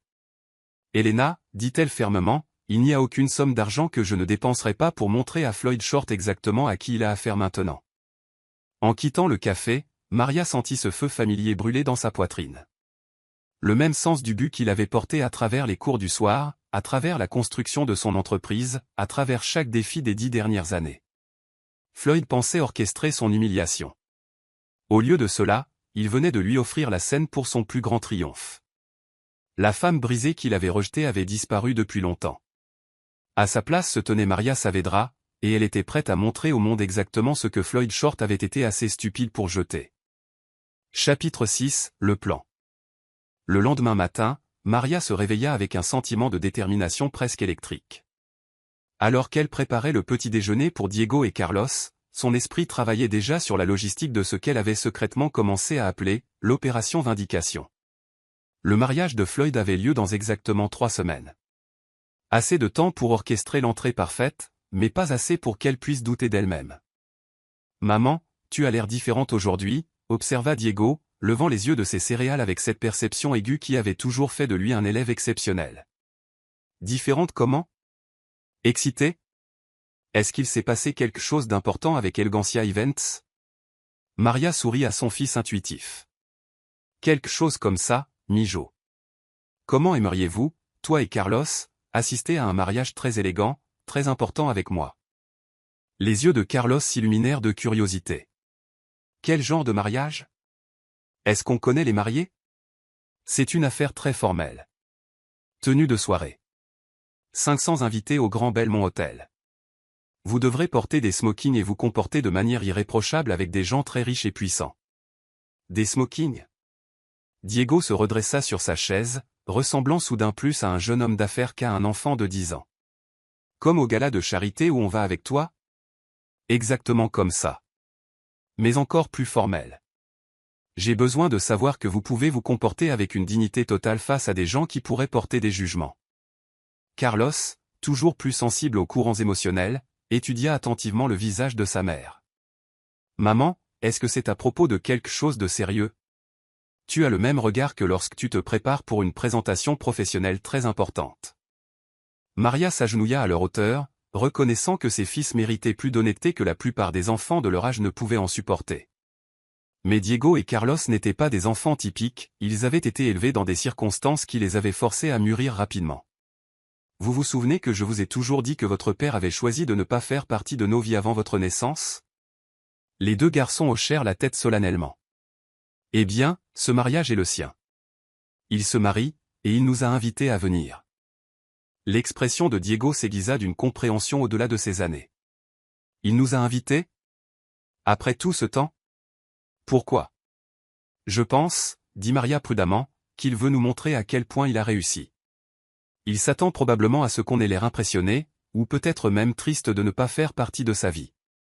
Mais on n'est pas triste, dit Carlos d'un ton pragmatique. On a une vie géniale. Pourquoi serait-on triste de manquer quelqu'un qui ne voulait pas de nous ? Maria ressentit une vague de fierté devant l'intelligence émotionnelle de son fils. Tu as tout à fait raison. Et c'est exactement ce que je veux qu'il voie. Que nous ne sommes pas tristes, que nous ne sommes pas en difficulté, et que nous n'avons besoin de rien de sa part. Diego se pencha en avant, ses yeux sombres si semblables à ceux de Floyd, mais remplis d'une chaleur que Floyd n'avait jamais possédée, montrant un vif intérêt. Donc, c'est comme prouver quelque chose ? Quelque chose comme ça. Je veux qu'il voie qui nous sommes en tant que famille. Je veux qu'il comprenne que son opinion sur nous était fausse. Es-tu nerveuse ? Demanda Carlos, toujours attentif aux émotions des autres. Maria réfléchit à la question. Non, mon chéri. Je ne suis plus nerveuse. Je suis prête. Alors nous serons prêts aussi, déclara Diego avec son assurance caractéristique. On sera les enfants les mieux habillés et les plus polis là-bas, ajouta Carlos en prenant la main de sa mère. Et on te rendra fier. Cet après-midi-là, Maria ferma son bureau plus tôt et passa prendre Elena pour ce qu'elle considérait comme une mission de reconnaissance. Elles se rendirent au Grand Belmont Hotel, où Maria avait arrangé une rencontre avec la coordinatrice des événements sous prétexte d'envisager le lieu pour un client important. Madame Saavedra. Rebecca, la coordinatrice, les accueillit dans le hall opulent avec une chaleur sincère. Maria avait travaillé avec Rebecca à plusieurs reprises, et leur relation professionnelle avait évolué en un respect mutuel. Merci de considérer le Belmont pour votre client. Laissez-moi vous montrer notre grande salle de bal. Elle est justement en train d'être préparée pour un mariage majeur ce week-end, donc vous pouvez la voir dans sa configuration la plus formelle. Parfait, pensa Maria. La salle de bal était époustouflante d'opulence. Des lustres en cristal massif, des draperies de soie ivoire et or, et des tables rondes dressées avec le cristal Waterford le plus fin et de l'argenterie massive. Des orchidées blanches et des roses dans des arrangements élaborés créaient des centres de table magnifiques, et un quatuor à cordes répété près de l'estrade où la table d'honneur serait positionnée. C'est le mariage Short Williams, expliqua fièrement Rebecca. 500 invités, budget illimité, tenue de soirée complète. Monsieur Short n'a pas regardé à la dépense. Sculpture sur glace, champagne Dom Pérignon, et nous avons même le service de sécurité du gouverneur qui se coordonne avec notre équipe. Maria hocha la tête d'un air appréciateur tout en cataloguant mentalement chaque détail. La position surélevée de la table d'honneur donnerait à Floyd et à sa mariée une vue parfaite de toute la salle et garantirait que chaque invité verrait quiconque ferait une entrée. L'escalier incurvé menant à la salle de bal était conçu pour les arrivées spectaculaires, garantissant que quiconque descendrait ces marches capterait l'attention de tous. Le cocktail de réception se tiendra dans la roseraie, continua Rebecca en les menant dehors vers une terrasse magnifiquement paysagée surplombant la ligne d'horizon de la ville. Si le temps le permet, bien sûr, bien que les prévisions soient parfaites. Alors qu'elle visitait les lieux, la stratégie de Maria commença à se cristalliser. Elle arriverait pendant l'heure du cocktail, quand les invités se mêleraient les uns aux autres à l'extérieur, lui donnant de l'espace pour établir sa présence parmi la foule avant le dîner formel. L'entrée par ce grand escalier assurerait un impact maximal lorsqu'elle et les jumeaux se dirigeraient vers la salle de bal. C'est absolument stupéfiant, murmura Elena alors qu'elle terminait la visite. Es-tu sûre d'être prête pour ce niveau de spectacle ? Je n'ai jamais été aussi prête pour quoi que ce soit dans ma vie, répondit Maria avec une conviction tranquille. Le samedi suivant, Maria et Elena se lancèrent dans ce qu'Elena avait baptisé « Opération Transformation, phase 2 ». Leur premier arrêt fut Nordstrom, où Maria avait rendez-vous avec Patricia, une personal shopper avec qui elle avait travaillé pour plusieurs événements professionnels importants. « J'ai besoin de quelque chose d'absolument spectaculaire », dit Maria à Patricia. « Invitée à un mariage, tenue de soirée, et je veux faire une impression inoubliable. C'est probablement l'entrée la plus importante que je ne ferai jamais. » Les yeux de Patricia s'illuminèrent face au défi. « Quel est votre budget ? » « Tout ce qu'il faudra pour être parfaite, » dit Maria sans hésitation. 3 heures plus tard, elles avaient trouvé la robe idéale, une magnifique création bleu nuit signée Oscar de la Renta, qui épousait parfaitement la silhouette de Maria avant de s'évaser en une traîne élégante. La couleur était sophistiquée et dramatique, faisant ressortir ses yeux sombres et complimentant magnifiquement son teint olivâtre. Le design était indéniablement coûteux et actuel, clairement l'œuvre d'un grand couturier. « Tu as l'air de devoir monter les marches à Cannes », souffla Elena alors que Maria émergeait de la cabine d'essayage pour l'ajustement final. « C'est exactement le look que je veux », répondit Maria en s'étudiant dans le miroir à 3 volets. Ce n'était pas juste une robe, c'était une armure. La confiance rendue visible. Les jumeaux furent plus faciles à équiper, mais ce n'était pas moins important. Au magasin de location de tenues de cérémonie, Diego et Carlos approchèrent la tâche de choisir leur smoking avec le sérieux de jeunes hommes qui comprenaient l'importance de l'occasion. « On a l'air d'être à notre place dans un mariage chic », demanda Carlos en ajustant son nœud papillon dans le miroir avec une précision méticuleuse. « Vous ressemblez à de jeunes gentlemen », répondit Maria fièrement. « Mais rappelez-vous, votre comportement sera tout aussi important que votre apparence. »« Ne t'inquiète pas maman », dit Diego avec assurance, se tenant plus droit dans sa veste parfaitement taillée. « On sait comment se comporter dans les événements formels. On le fait depuis des années. » Il avait raison. Grâce au gala de charité, aux dîners d'affaires et aux événements culturels auxquels Maria les avait emmenés dans le cadre de leur éducation, les deux garçons étaient à l'aise dans les cadres formels et savaient comment interagir avec les adultes avec le respect et l'assurance appropriés. La semaine précédant le mariage, Maria se jeta dans les préparatifs avec la même intensité qu'elle apportait à ses contrats d'affaires les plus importants. Elle prit rendez-vous avec son coiffeur et sa maquilleuse, organisa un service de voiture de luxe, et engagea même un photographe pour documenter leur préparation. Elle voulait des photos de cette transformation. Mais plus que les préparatifs extérieurs, Maria passa du temps à se préparer mentalement et émotionnellement. Elle répéta des conversations potentielles avec Floyd, imagina divers scénarios, et s'arma contre toute réaction que son apparition pourrait provoquer. « Es-tu nerveuse » demanda Elena alors qu'elles étaient assises dans le salon de Maria la veille du mariage, passant en revue les derniers détails une fois de plus. Étonnamment, non, répondit Maria honnêtement. Je me sens en paix. Comme si j'avais enfin la chance de clore un chapitre resté ouvert trop longtemps. Elena étudia le visage de sa sœur à la lueur de la lampe. Tu as vraiment changé, tu sais. Pas seulement depuis que Floyd est parti, mais même ces dernières semaines, depuis que tu as reçu cette invitation. Tu sembles puissante. Maria considéra cette évaluation. Je pense que je comprends enfin quelque chose qui m'a pris 10 ans à apprendre, l'opinion de Floyd sur moi n'a jamais compté. Il n'a jamais été question de savoir si j'étais assez bien pour lui. Il était question de savoir s'il était assez bien pour moi. Et la réponse à cette question est très claire maintenant. Elena sourit. Ces garçons ont de la chance de t'avoir comme mère. C'est moi qui ai de la chance, dit Maria en jetant un coup d'œil vers l'escalier où dormaient Diego et Carlos. Ils m'ont sauvé. Avoir quelque chose de si précieux pour lequel se battre m'a rendue plus forte que je ne l'aurais jamais cru possible. Alors qu'elle finalisait les derniers détails, Maria sentit un profond sentiment d'accomplissement s'installer en elle. Demain n'était pas une question de vengeance, ni même vraiment de vindicte. Demain était une question de vérité. Montrer à Floyd exactement ce qu'il avait choisi de jeter, et se prouver à elle-même qu'elle avait non seulement survécu à sa cruauté, mais qu'elle l'avait transformé en quelque chose de beau. Le matin du mariage se leva clair et chaud. Maria se réveilla tôt et commença le processus de transformation avec la précision méthodique d'un général se préparant pour la bataille la plus importante de sa carrière. Le coiffeur arriva en premier, créant un chignon élégant qui était sophistiqué sans être trop formel, le genre de coiffure qui chuchotait son prix plutôt que de le crier. La maquilleuse suivit, rehaussant la beauté naturelle de Maria avec un glamour subtil qui serait magnifique sous l'éclairage de la salle de bal. Quand vint le moment de s'habiller, Elena aida Maria à enfiler la robe bleu nuit, arrangeant soigneusement la traîne et ajustant les délicates bretelles. La robe lui allait comme si elle avait été faite pour elle, soulignant chaque courbe tout en maintenant une élégance parfaite.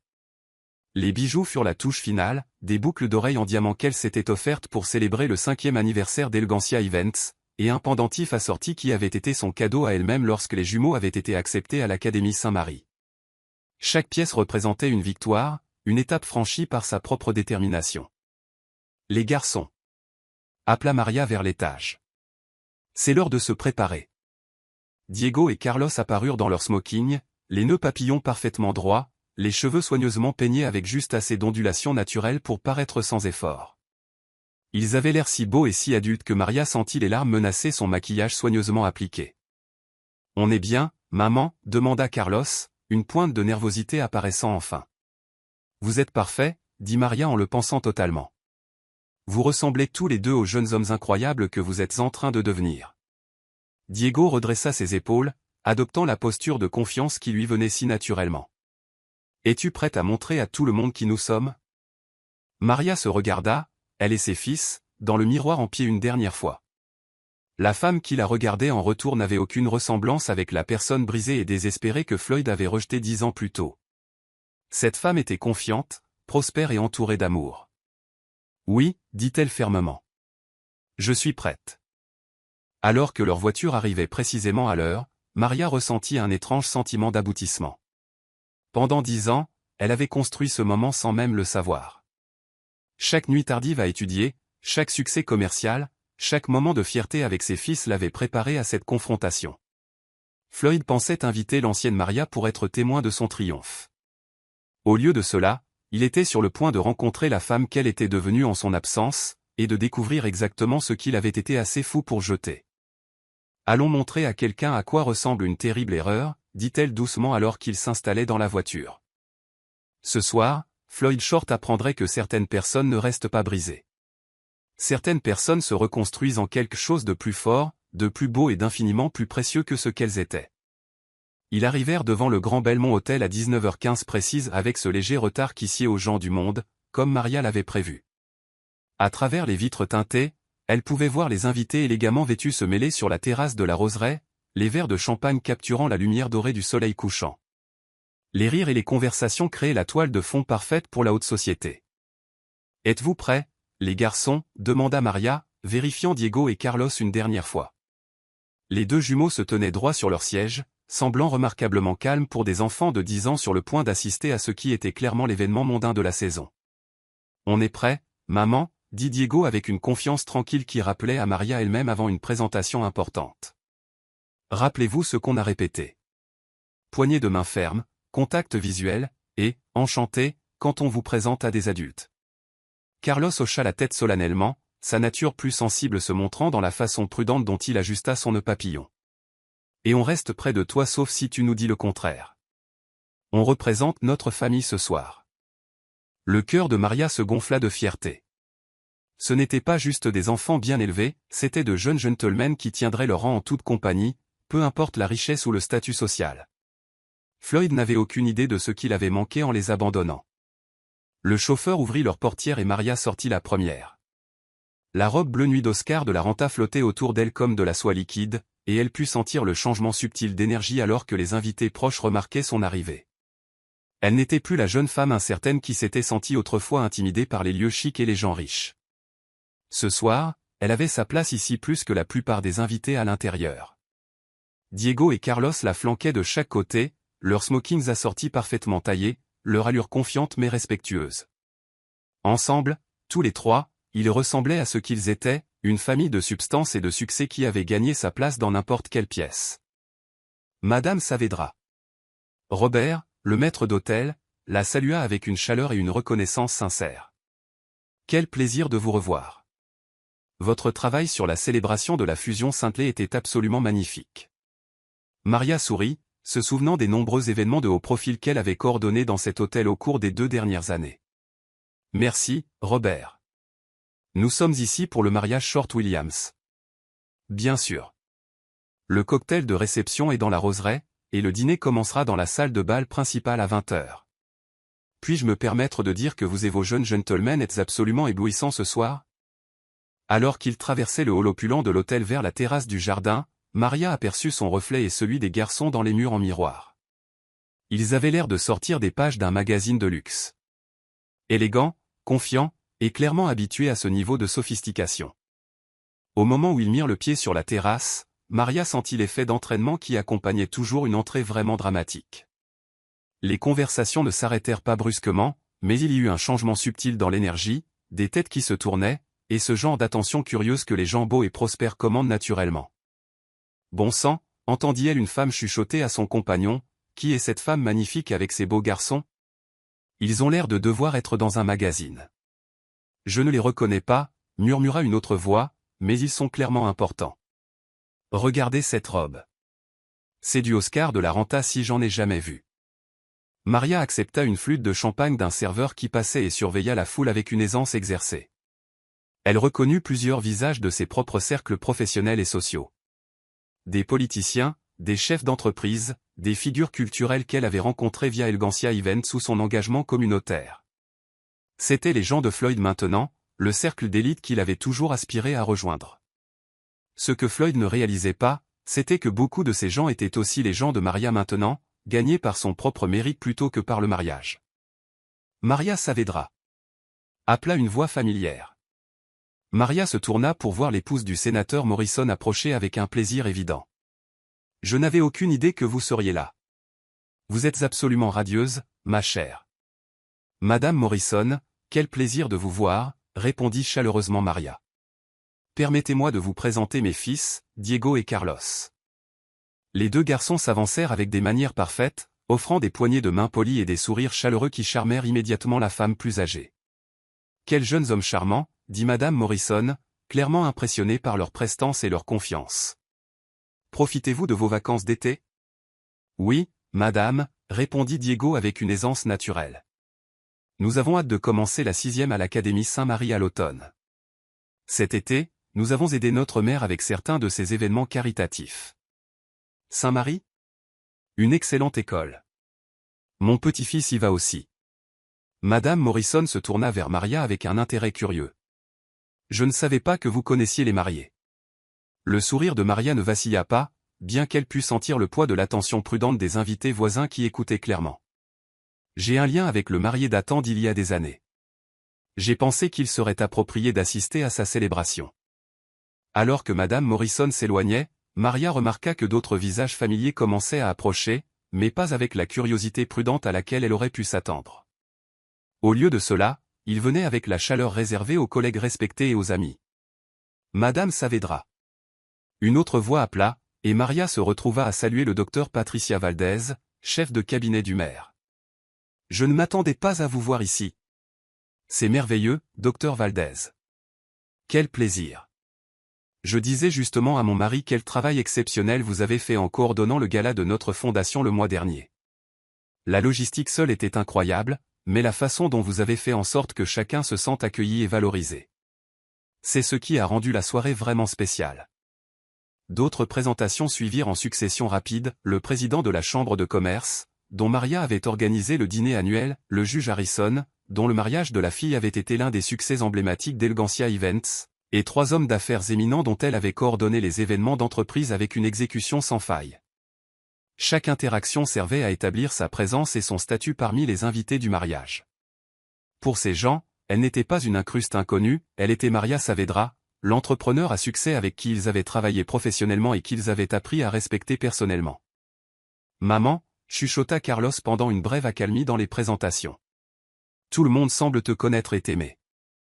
J'ai travaillé dur pour construire des relations dans cette communauté, répondit doucement Maria.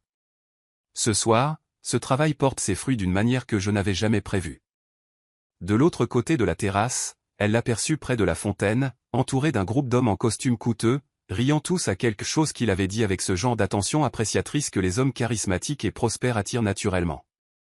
À 38 ans, Floyd était toujours indéniablement beau, ses cheveux sombres montrant maintenant des touches distinguées d'argent aux tempes, son physique entretenu par ce qui étaient probablement des entraîneurs personnels coûteux et une nutrition soigneusement contrôlée. Il portait le succès comme un costume parfaitement taillé, et sa confiance frisait le genre d'arrogance qui vient du fait de n'être jamais sérieusement remis en question. Mais alors que Maria l'observait de l'autre côté de la terrasse bondée, elle ne ressentit absolument rien. Aucun battement de cœur d'une vieille attraction, aucune pointe de regret ou de nostalgie, aucune colère ni amertume. Il était simplement un étranger maintenant. Quelqu'un de son passé qui n'avait plus aucun pouvoir sur ses émotions ou son estime de soi. Floyd ne l'avait pas encore remarqué, mais plusieurs personnes dans son cercle avaient commencé à jeter des coups d'œil dans sa direction avec une curiosité évidente et ce qui ressemblait à une reconnaissance croissante. Les conversations chuchotées se répandaient dans la foule comme des ondulations sur l'eau alors que la nouvelle voyageait au sujet de la femme élégante et de ses fils remarquables. Floyd, chéri. Une voix au perché et haletante coupa à travers la conversation ambiante, et Maria vit Stephanie Williams s'approcher du groupe de Floyd avec le genre de flair dramatique qui suggérait qu'elle était habituée à être le centre de l'attention. La future mariée était indéniablement belle, grande, blonde et parfaitement soignée, de la manière que seul un argent illimité et un stylisme professionnel pouvaient accomplir. Sa robe de cocktail pré-mariage était clairement une pièce de créateur, coûtant probablement plus que le salaire mensuel de la plupart des gens. Mais il y avait quelque chose de fragile dans sa beauté, quelque chose qui suggérait qu'elle nécessitait un entretien et une validation constants pour se maintenir. Stephanie chuchota quelque chose à l'oreille de Floyd, gestant discrètement dans la direction de Maria avec la subtilité exercée de quelqu'un habitué aux manœuvres sociales. Maria regarda l'expression de Floyd passer d'une attention décontractée à une concentration aiguë, ses yeux scannant la foule jusqu'à ce qu'ils atterrissent directement sur elle. Au moment où leurs regards se croisèrent à travers la terrasse bondée, Maria vit le visage de Floyd se transformer complètement. D'abord la confusion, comme s'il voyait un mirage. Puis la reconnaissance, suivie par ce qui ne pouvait être décrit que comme un choc alors qu'il assimilait son apparence élégante et son confort évident dans cet environnement coûteux. Ce n'était clairement pas la femme brisée et désespérée qu'il s'était attendu à voir. Ce n'était pas quelqu'un qui pouvait être renvoyé ou pris en pitié. C'était une femme qui appartenait visiblement à ce monde de richesse et d'influence, qui commandait le respect et l'attention de son propre droit. mais ce ne fut que lorsque le regard de Floyd se déplaça vers Diego et Carlos, se tenant avec confiance à côté de leur mère comme de jeunes princes, que Maria vit la véritable compréhension naître dans ses yeux. Diego, avec sa mâchoire forte et son autorité naturelle, était indéniablement le fils de Floyd. La ressemblance était si forte qu'elle en était presque surprenante. La même structure osseuse, la même façon de tenir ses épaules, la même confiance inhérente. Carlos, plus doux mais tout aussi posé, portait les traits distinctifs de Floyd adoucis par la structure osseuse plus délicate de Maria. Il n'y avait aucune question, aucune possibilité de doute. C'étaient les enfants de Floyd Short, élevés pour être des jeunes hommes exceptionnels malgré ou peut-être à cause de son absence totale de leur vie. Maria regarda le visage de Floyd devenir visiblement pâle alors que toutes les implications le frappaient. Ce n'étaient pas juste des enfants assistant au mariage. C'étaient les fils qu'il avait rejetés, le fardeau qu'il avait refusé de reconnaître, et ils s'épanouissaient clairement, étaient clairement aimés, clairement élevés avec des avantages et des opportunités qu'ils n'avaient jamais imaginé qu'ils auraient. Merde alors. Entendit-elle quelqu'un marmonner près de Floyd, et elle réalisa que d'autres dans son groupe commençaient à remarquer la ressemblance aussi. Stéphanie tira sur le bras de Floyd, disant quelque chose qui semblait urgent et de plus en plus paniqué, mais Floyd semblait figé sur place, fixant à travers la terrasse la famille qu'il avait abandonnée. Maria décida qu'il était temps de prendre le contrôle de la situation. Avec Diego et Carlos à ses côtés, elle commença à marcher lentement à travers la terrasse vers le groupe de Floyd. Les conversations s'écartaient devant eux comme l'eau, et elle pouvait sentir chaque œil dans le jardin suivre leur progression avec fascination et une compréhension croissante. « Les garçons, dit-elle doucement alors qu'ils approchaient, je veux que vous rencontriez quelqu'un qui a été très important dans notre histoire, même s'il ne faisait pas partie de nos vies. » Diego et Carlos maintinrent leur calme, mais Maria pouvait sentir leur attention accrue.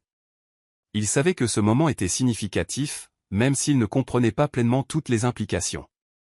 Le groupe de Floyd était devenu complètement silencieux, regardant cette femme élégante et ses fils frappants approcher avec une fascination évidente et une compréhension naissante. « Bonjour, Floyd, dit Maria quand ils furent assez proches pour une conversation normale. Sa voix était chaleureuse mais contrôlée, portant clairement dans le silence soudain qui était tombé sur leur section de la terrasse. « Merci pour l'aimable invitation à ton mariage. C'est instructif de voir à quel point certaines personnes ont réussi. » Floyd ouvrit la bouche, mais aucun son ne sortit.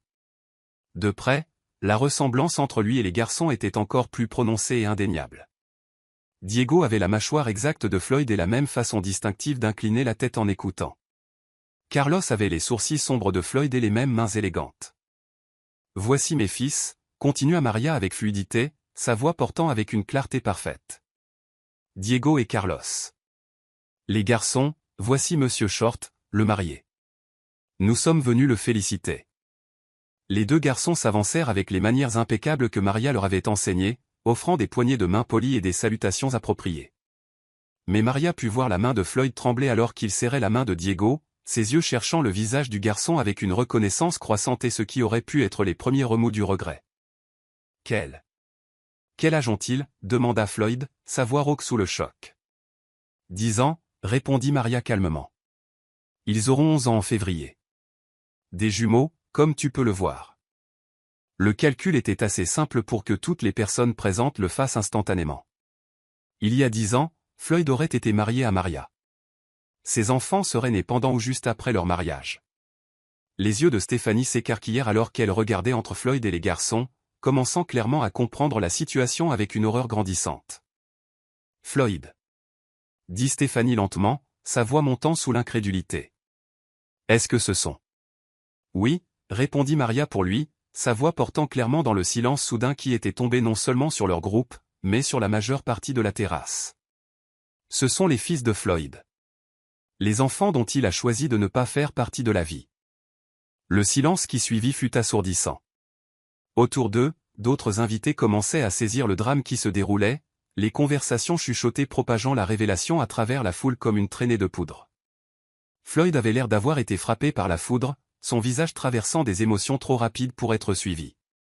Stéphanie semblait être en état de choc complet, son visage parfaitement maquillé figé dans une expression de réalisation horrifiée. Mais Maria ne ressentit qu'un profond sentiment de satisfaction et d'achèvement. C'était le moment qu'elle avait construit depuis 10 ans. Non pas pour détruire Floyd, mais pour lui montrer exactement ce qu'il avait jeté par sa propre cruauté et sa courte vue. Félicitations pour votre mariage, dit-elle gracieusement, sa voix portant à travers la terrasse de plus en plus silencieuse. J'espère que vous serez tous les deux très heureux ensemble. Alors qu'elle se retournait pour s'éloigner avec Diego et Carlos, Maria entendit la voix de Stéphanie s'élever derrière eux dans ce qui ressemblait au début d'une dispute très publique et très houleuse. La soirée ne faisait que commencer, et déjà, le mariage parfait de Floyd commençait à s'effilocher de la manière la plus spectaculaire possible. Chapitre 8, la révélation. Alors que Maria s'éloignait de Floyd avec Diego et Carlos à ses côtés, l'atmosphère élégante du cocktail dans la roseraie commença à se transformer en quelque chose de bien plus intense et dramatique. Derrière eux, la voix de Stéphanie montait à chaque mot, aiguë de confusion et d'indignation croissante. « Floyd! De quoi parle-t-elle? Tu as des enfants?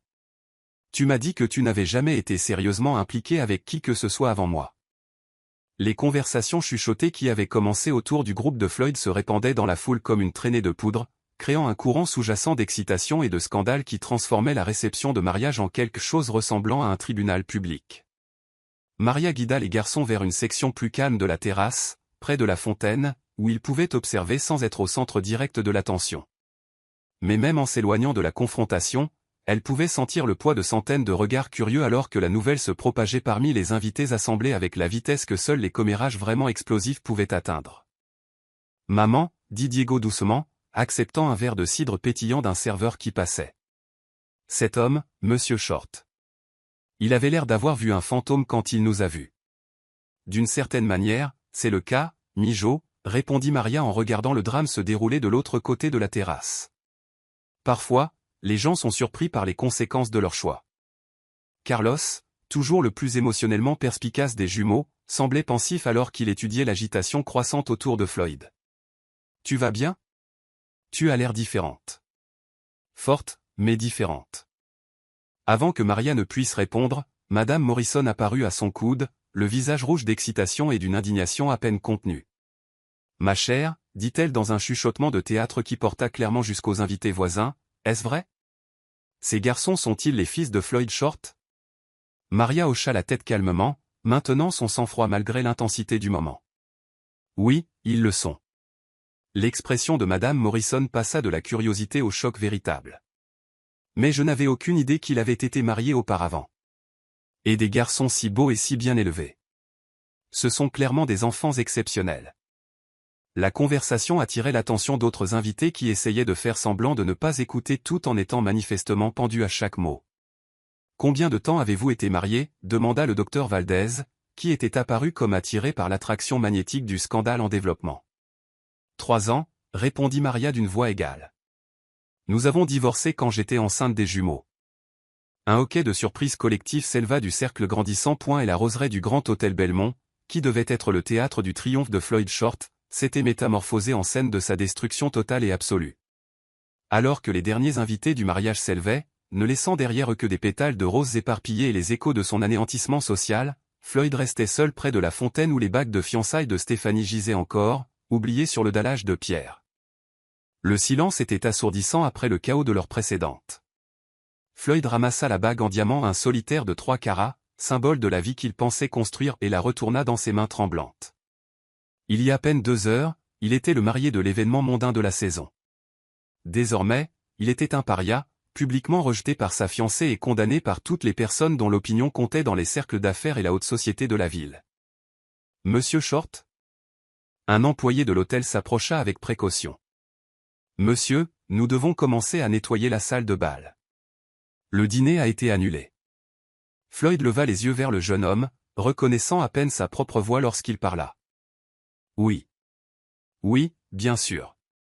Envoyez les factures à mon bureau. » Mais au moment même où il prononçait ces mots, Floyd savait que son bureau risquait de ne plus exister très longtemps. Les relations politiques et commerciales qu'il avait mis 15 ans à cultiver s'étaient évaporées en l'espace d'une seule soirée. Le soutien du sénateur Morrison, les contrats du maire Valdez, les recommandations juridiques du juge Harrison, tout avait disparu, retiré publiquement devant des centaines de témoins. 3 jours plus tard, Floyd était assis dans le bureau de son avocat, fixant une pile de documents représentant le début de la fin. Son avocat, Marcus Webb, semblait mal à l'aise en passant en revue les papiers étalés sur son bureau en acajou. La famille Morrison a officiellement retiré son soutien politique à tous vos projets de développement, annonça Marcus sans préambule. Le projet Riverside Heights est mort-né. Sans leur appui, le conseil municipal n'approuvera pas les changements de zonage. Floyd acquiesça machinalement. Le développement de Riverside Heights devait être son projet phare, un complexe résidentiel de luxe de 50 millions de dollars qui aurait cimenté sa réputation de premier promoteur de la ville. Qu'en est-il des autres projets? Marcus consulta ses notes avec l'efficacité sinistre d'un médecin annonçant un diagnostic terminal. Le bureau du maire a annoncé qu'il réexaminait tous les contrats existants avec Short Développement pour vérifier leur conformité et les normes éthiques. C'est le langage politique pour dire qu'il cherche des raisons de tout annuler. Et le juge Harrison. Il a déjà transféré les affaires juridiques de sa famille chez Patterson et Associés. Marcus se pencha en avant, l'expression grave. Mais ce n'est pas le pire. 3 de vos principaux investisseurs ont appelé ce matin. Ils se retirent du projet Jefferson Street. Ils ont cité des inquiétudes quant à votre moralité affectant la réputation de l'entreprise. Floyd sentit la pièce tourner autour de lui. Le projet Jefferson Street était la plus grande entreprise de sa société, un développement à usage mixte qui avait nécessité 2 ans de planification et représentait près de 60% des revenus projetés de son entreprise pour les 3 prochaines années. Combien? Demanda Floyd, bien qu'il ne fût pas sûr de vouloir connaître la réponse. Si Jefferson Street échoue, vous êtes en faillite dans les 6 mois. Les investisseurs veulent récupérer leur argent immédiatement. 8,2 millions de dollars. La banque réclame le remboursement de vos prêts à la construction. Et il y a autre chose. Marcus hésita, ce qui n'était jamais bon signe venant d'un avocat qui gérait les affaires sensibles de Floyd depuis plus d'une décennie. Quoi? Le règlement de votre divorce avec votre ex-femme est réexaminé par le bureau du procureur général de l'État. Quelqu'un, et j'ai mes soupçons sur qui, a déposé une plainte alléguant que vous avez délibérément dissimulé des actifs pendant la procédure de divorce il y a 10 ans. Le sang de Floyd se glaça. C'est impossible. Nous avons tout divulgué. Vraiment? La voix de Marcus était tranchante. Parce que j'ai parcouru les vieux dossiers, Floyd, et il y a des divergences. Le comte Patterson, par exemple. Vous aviez un fonds fiduciaire important de votre grand-mère qui n'a pas été mentionné dans le règlement. Le comte Patterson. Floyd avait complètement oublié le trust de sa grand-mère. 200 000 dollars qui dormaient dans une banque séparée gérée par un ami de la famille. Il s'était convaincu que cela ne comptait pas parce qu'il n'y avait jamais touché pendant son mariage avec Maria. S'ils peuvent prouver que vous avez délibérément dissimulé des actifs, poursuivit Marcus, Maria pourrait avoir droit à la moitié de tout ce que vous possédez actuellement, plus les intérêts et les pénalités. Nous parlons potentiellement de millions de dollars. Floyd s'affala dans son fauteuil, comprenant pour la première fois toute l'ampleur de sa destruction. Ce n'était pas seulement ses projets actuels qui échouaient, c'était toute sa fondation financière qui s'effondrait. Une semaine plus tard, le scandale s'était propagé au-delà des cercles sociaux de la ville pour atteindre la communauté des affaires avec l'efficacité dévastatrice d'une infection virale. La page société du journal local avait publié un compte rendu détaillé du désastre du mariage sous le titre « Le mariage d'un promoteur éminent annulé après des révélations choquantes sur une famille abandonnée ». Mais ce fut l'article de suivi dans la section économique qui détruisit véritablement le reste de crédibilité de Floyd. Short Développement visé par de multiples enquêtes détaillait l'examen de ses contrats par la ville, l'examen par l'État de son règlement de divorce vieux de 10 ans, et l'exode des investisseurs et partenaires commerciaux qui ne voulaient plus être associés à son nom. Le téléphone de Floyd, qui sonnait autrefois constamment pour des opportunités et des invitations, était devenu silencieux. Son assistante avait démissionné, affirmant qu'elle ne pouvait pas gérer l'attention négative que le bureau recevait. 3 de ses chefs de projet les plus expérimentés avaient été débauchés par des entreprises concurrentes qui voyaient l'opportunité d'acquérir des talents à prix réduit. Le plus dévastateur fut l'appel de son banquier, un homme que Floyd considérait comme un ami depuis plus de 8 ans. « Je suis désolé, Floyd », avait dit Robert Shen, sa voix sincèrement pleine de regrets. Mais le conseil d'administration de la banque s'est réuni hier soir. Nous exigeons le remboursement de vos prêts. Tous. Robert, tu sais que je suis solvable. Ce n'est qu'un contretemps temporaire. Ce n'est pas une question d'argent, Floyd. C'est une question de réputation. La banque ne peut pas être associée à quelqu'un qui... Enfin, à ce qui s'est passé à ton mariage. Notre conseil comprend plusieurs femmes éminentes qui étaient présentes ce soir-là. Elles ont été très claires sur leurs sentiments. Floyd avait raccroché le téléphone et s'était assis dans son bureau vide, regardant la ville qu'il pensait autrefois posséder. La vue était la même, mais tout le reste avait changé. Il n'était plus un acteur de la structure du pouvoir de cette ville. Il était un avertissement. 2 mois plus tard, les procédures de faillite avaient été rapides et impitoyables. Floyd était assis dans une petite salle de conférence du tribunal du comté, signant des papiers qui liquidaient les derniers vestiges de son empire commercial. Son avocat, commis d'office puisque Marcus Webb avait refusé de continuer à le représenter, lui tendait document après document avec une efficacité mécanique. Le Pantouse est vendu pour 1,2 million de dollars, dit l'avocat sans émotion. Après les hypothèques et les privilèges impayés, il reste environ 300 000 dollars. Les voitures ont été saisies. Votre portefeuille d'investissement a été liquidé pour payer les créanciers. Floyd signait chaque papier machinalement, regardant l'œuvre de sa vie réduite à une série de documents juridiques et d'états financiers. Qu'en est-il de l'enquête sur le comte Patterson? L'avocat consulta ses notes. Le bureau du procureur général de l'État a conclu un accord avec les représentants de votre ex-femme. Vous paierez 850 000 dollars d'arriérés de pension et d'actifs dissimulés, plus les frais juridiques. Le plan de paiement s'étend sur 5 ans. Près d'1 million de dollars à Maria. De l'argent qu'elle utiliserait probablement pour développer son entreprise ou investir dans l'éducation de ses fils. L'ironie était écrasante. Il allait payer pour le succès de la famille qu'il avait abandonnée. Où en suis-je financièrement? Une fois toutes les dettes et tous les règlements payés, il vous restera environ 50 000 dollars en votre nom. Pas d'actifs commerciaux, pas d'immobilier, pas d'investissement. Vous devrez trouver un emploi. Un emploi. Floyd Short, qui avait autrefois possédé une société de développement de plusieurs millions de dollars, qui avait dîné avec des gouverneurs et des sénateurs, devrait trouver un emploi en travaillant pour quelqu'un d'autre. 6 mois après le mariage, Floyd se tenait dans le hall de Henderson et Associates, une entreprise immobilière de second rang spécialisée dans les développements de centres commerciaux linéaires et les petites propriétés commerciales, exactement le genre de projet qu'il regardait autrefois avec dédain. Il portait son dernier bon costume, le seul qu'il avait pu garder de son ancienne garde-robe, et tenait un CV qui ressemblait à un aveu d'échec. Monsieur Short? La voix de la réceptionniste était professionnellement neutre, mais Floyd pouvait voir la reconnaissance dans ses yeux. Tout le monde dans la communauté immobilière de la ville connaissait son histoire désormais. J'ai rendez-vous avec Monsieur Henderson pour le poste d'associé. Thomas Henderson était un homme que Floyd avait autrefois considéré comme un petit joueur, quelqu'un qui gérait les projets qui ne valaient pas l'attention d'un grand promoteur. Maintenant, Floyd espérait qu'Henderson lui donnerait une chance de reconstruire sa carrière depuis le bas de l'échelle. Floyd, dit Henderson en l'accueillant avec le genre de professionnalisme prudent réservé aux titans déchus. Merci d'être venu. Asseyez-vous, je vous prie. L'entretien fut humiliant d'une manière que Floyd n'avait pas anticipée. Henderson posa des questions fondamentales sur le développement résidentiel, la location commerciale et la gestion de projets et des sujets que Floyd avait autrefois connus intimement mais auxquels il n'avait pas eu besoin de penser en détail depuis des années.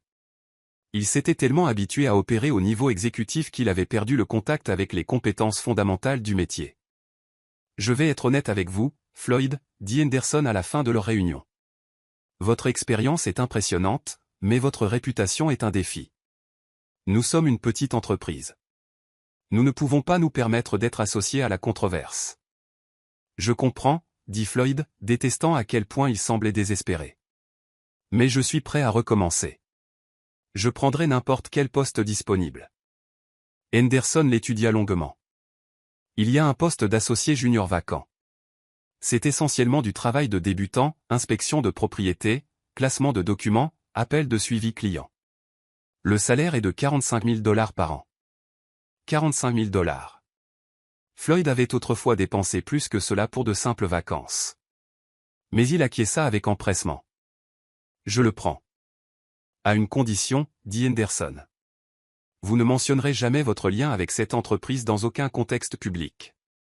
Pas d'événements de réseautage, pas de conférences industrielles, pas de médias sociaux. Vous êtes ici pour travailler discrètement et reconstruire votre réputation professionnelle par la compétence, pas par les relations. Floyd accepta, comprenant qu'on lui offrait une chance de rédemption, mais seulement s'il acceptait l'anonymat complet et l'humilité professionnelle. 1 an après le mariage, Floyd vivait dans un studio à l'autre bout de la ville par rapport à son ancien Pantouse, dans un immeuble où l'ascenseur ne fonctionnait parfois pas et où la climatisation était un luxe qu'il ne pouvait pas toujours se permettre. Ses voisins étaient de jeunes professionnels débutant leur carrière, des étudiants diplômés et des travailleurs des services, des gens qui lui rappelaient quotidiennement à quel point il était tombé bas. Chaque matin, il prenait le bus pour se rendre chez Henderson et Associates, où il passait ses journées à effectuer des inspections de propriété, à classer des documents et à faire des appels de suivi aux clients concernant les renouvellements de baux et les problèmes de maintenance. Le travail était honnête mais banal, le genre de labeur détaillé et sans glamour qui faisait fonctionner le secteur immobilier mais ne faisait jamais les gros titres. Ses collègues étaient polis mais distants. Tout le monde savait qui il était et ce qui lui était arrivé. Il était un avertissement ambulant parmi eux, la preuve que le succès sans caractère était finalement creux et insoutenable. Le plus dur n'était pas la lutte financière ou la perte de statut social. Le plus dur était de savoir qu'il avait provoqué tout cela lui-même, par sa propre cruauté et sa courte vue. Chaque soir, alors que Floyd rentrait chez lui en bus à travers la ville qu'il pensait autrefois posséder, il apercevait parfois des bribes de son ancienne vie, les bâtiments qu'il avait développés, les restaurants où il avait été autrefois un VIP, les lieux sociaux où il n'était plus le bienvenu. Et occasionnellement, il voyait des nouvelles du succès continu de Maria. Son entreprise avait été présentée dans des magazines économiques nationaux. Elle avait ouvert un deuxième bureau dans la capitale de l'État.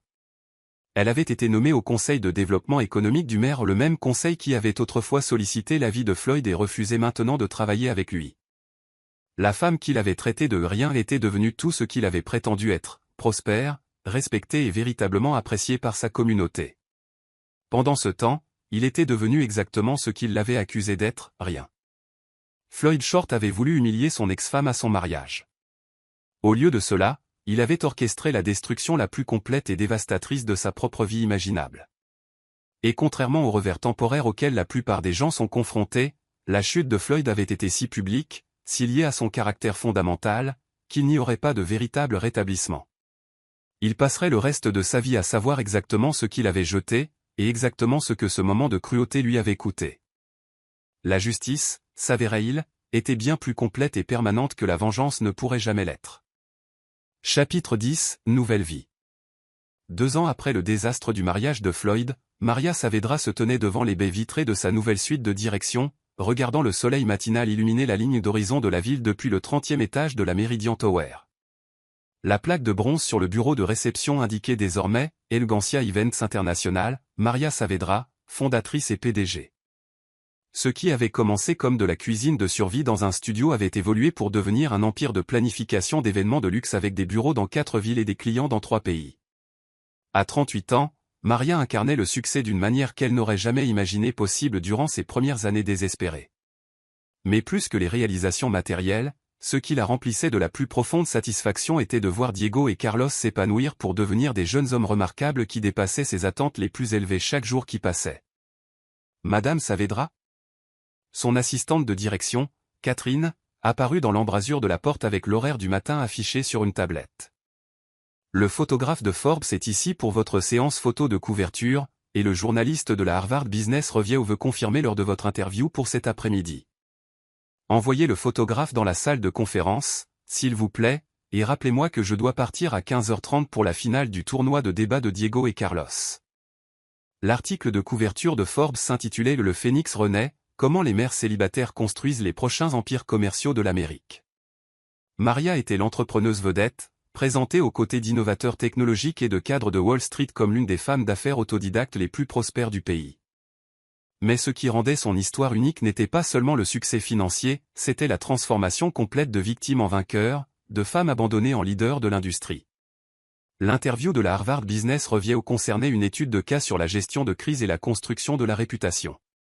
La gestion par Maria de la confrontation au mariage de Floyd était devenue légendaire dans les écoles de commerce comme un exemple de la façon dont la dignité et l'authenticité pouvaient triompher d'une tentative d'humiliation. Ce qui est fascinant dans votre histoire, lui avait dit le professeur de Harvard lors de leur conversation préliminaire, c'est la façon dont vous avez transformé un moment de cruauté intentionnelle en catalyseur d'un succès sans précédent.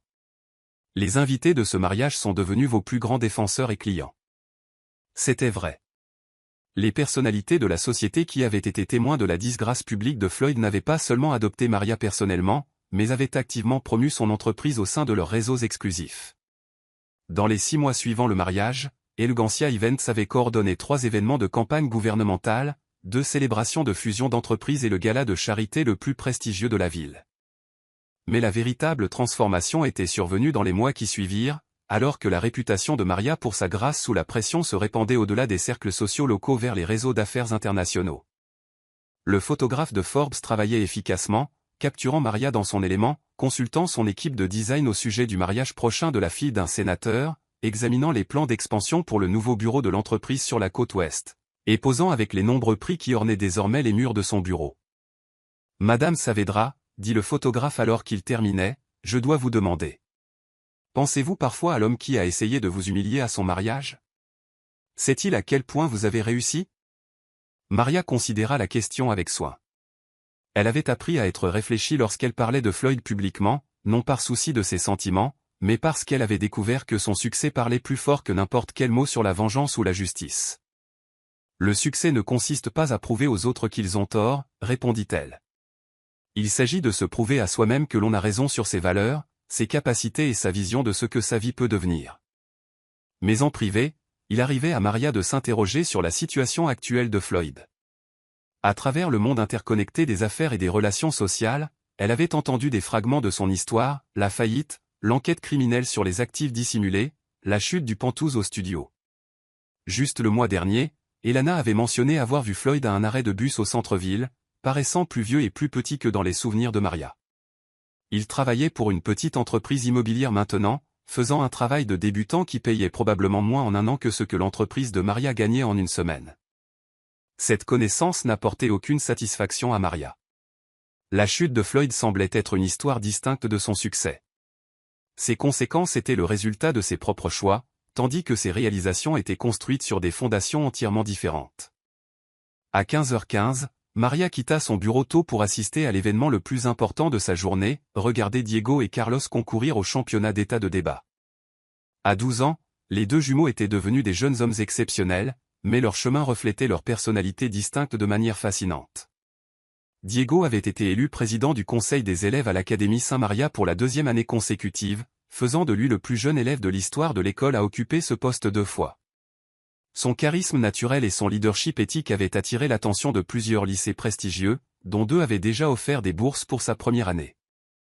Carlos avait remporté le championnat d'État de création littéraire pour les collèges et venait d'être accepté au programme d'été de l'université de Georgetown pour les jeunes écrivains doués, un honneur généralement réservé aux élèves de première et de terminale. Sa nouvelle sur la résilience familiale avait été publiée dans un magazine littéraire national et était en cours d'adaptation en court-métrage par une école de cinéma locale. Mais plus que leurs réalisations individuelles, ce qui rendait Maria la plus fière était leur caractère. Les garçons avaient grandi en comprenant que le succès sans intégrité n'avait pas de sens, que la gentillesse était plus importante que de gagner, et que la loyauté familiale était le fondement de toutes les autres relations. Le tournoi de débat se tenait dans l'école privée la plus prestigieuse de la ville, dans un auditorium rempli de parents, d'enseignants et de responsables académiques. Maria trouva son siège au premier rang, où une petite pancarte réservait sa place en tant que parents des finalistes, Diego et Carlos Saavedra. Le sujet était l'innovation économique et la responsabilité sociale, et les 2 garçons concouraient dans des équipes différentes lors de la manche de championnat. Diego argumenta avec une conviction passionnée sur l'importance des pratiques commerciales éthiques, tandis que Carlos présenta une analyse nuancée de la façon dont les entreprises prospères pouvaient aborder les inégalités sociales. En les regardant débattre articulés, confiant et profondément réfléchi sur des questions complexes, Maria se sentit submergée par la fierté et la gratitude. Ces jeunes hommes devenaient exactement le genre de leader dont le monde avait besoin, intelligents sans arrogance, prospères sans égoïsme, forts sans cruauté. Lorsque les résultats furent annoncés, l'équipe de Diego remporta la première place, et celle de Carlos la 2e. Mais ce qui émut le plus Maria fut de voir les frères se féliciter mutuellement avec une joie sincère, chacun célébrant le succès de l'autre sans réserve ni jalousie. « Maman, dit Diego alors qu'il quittait l'auditorium, son trophée de première place à la main. Tu as vu? L'argument final de Carlos était incroyable. Il va être un écrivain extraordinaire un jour. Et tu as entendu le point de Diego sur la responsabilité d'entreprise. Ajouta Carlos, rayonnant de fierté pour son frère. Il va changer la façon dont les entreprises pensent à leur communauté. Ce soir-là, après avoir célébré au restaurant préféré des jumeaux, Maria borda Diego et Carlos dans leur belle maison de Riverside Hills. La maison avait évolué au fil des ans, passant d'un symbole de sécurité financière à un véritable sanctuaire familial, rempli de photos de leurs aventures, de récompenses scolaires et de souvenirs de la vie qu'ils avaient construite ensemble. « Maman, dit Carlos alors qu'elle embrassait son front. Je peux te demander quelque chose ? J'y pensais. Bien sûr, mon chéri. Penses-tu que nous serions des personnes différentes si notre père était resté ? Genre, est-ce qu'on se soucierait de choses différentes ou est-ce qu'on aurait des valeurs différentes ? C'était une question mûre qui montrait la compréhension croissante de Carlos sur la façon dont les circonstances façonnent le caractère. C'est une question profonde, répondit Maria, s'asseyant sur le bord de son lit. Je pense que vous pourriez être très différents. Vous auriez peut-être grandi en prenant certains privilèges pour acquis, ou vous n'auriez peut-être pas appris à valoriser le travail acharné et la résilience comme vous le faites maintenant. Diego apparut dans l'embrasure de la porte, ayant clairement écouté. Je pense que nous avons de la chance qu'il soit parti, dit-il avec l'honnêteté directe qui le caractérisait. Pas parce que nous ne voulions pas d'un père, mais parce que s'il était resté, nous n'aurions peut-être jamais appris que les familles peuvent se construire sur l'amour et le respect au lieu de simplement exister ensemble. Maria sentit les larmes lui piquer les yeux. Qu'est-ce que tu veux dire ? Je veux dire, poursuivit Diego en grimpant sur le lit à côté de son frère, nous avons appris qu'on n'est pas obligé d'accepter d'être maltraité juste parce que quelqu'un est de la famille. Nous avons appris que le vrai amour signifie soutenir les rêves de l'autre, pas se rabaisser mutuellement. Carlos hocha la tête sérieusement. Et nous avons appris que le succès signifie être fier de qui l'on est et de ce que l'on a accompli, sans avoir besoin de faire en sorte que les autres se sentent petits. Quand êtes-vous devenus si sages tous les deux ? Demanda Maria, serrant les deux garçons contre elle. Nous avons eu un bon professeur, dit simplement Carlos. Alors que Maria éteignait les lumières et se dirigeait vers sa propre chambre, elle réfléchit à l'extraordinaire voyage qui les avait amenés à ce moment. 12 ans plus tôt, elle avait été brisée, désespérée et convaincue qu'elle ne valait rien. Ce soir, elle était la PDG d'une entreprise internationale, la mère de 2 enfants remarquables et une leader respectée dans sa communauté. Debout à la fenêtre de sa chambre, regardant les lumières de la ville, Maria s'autorisa à penser à Floyd une dernière fois. Quelque part là-bas, il vivait avec les conséquences de ses choix seul, diminué, ayant perdu tout ce qu'il pensait important. Mais Maria ne ressentait aucun triomphe face à sa chute, aucune satisfaction devant sa souffrance. Elle ne ressentait que de la gratitude pour le chemin qui avait mené sa famille à ce lieu de plénitude et de joie complète. Floyd avait essayé de la définir comme rien. Sa cruauté l'avait forcé à découvrir qu'elle était tout. Tout ce qu'il avait été trop aveugle pour voir, tout ce qu'il avait été trop stupide pour valoriser, et tout ce qu'il avait été trop faible pour mériter. La femme que Floyd avait rejetée n'existait plus. À sa place se tenait Maria Saavedra, entrepreneuse prospère, mère dévouée et preuve vivante que parfois, les plus grandes victoires ne viennent pas de la défaite de vos ennemis, mais de la construction d'une vie si pleine de sens et de beauté que leurs opinions deviennent insignifiantes. Alors que Maria se préparait à dormir, elle sourit à la pensée de demain. Diego avait une réunion du gouvernement étudiant pour planifier un projet de service communautaire. Carlos avait son club de création littéraire et une séance de mentorat avec un auteur local publié. Et elle avait une consultation avec un client international qui voulait qu'Elgancia Events coordonne un gala de charité qui collecterait des fonds pour des bourses d'études destinées aux enfants de mères célibataires. La vie était pleine, utile et complètement la sienne. Elle avait bâti un empire non pas par la cruauté ou la manipulation, mais par la détermination, l'intégrité et l'amour. Floyd Short l'avait traité de rien et s'était éloigné des choses les plus précieuses que la vie avait à offrir.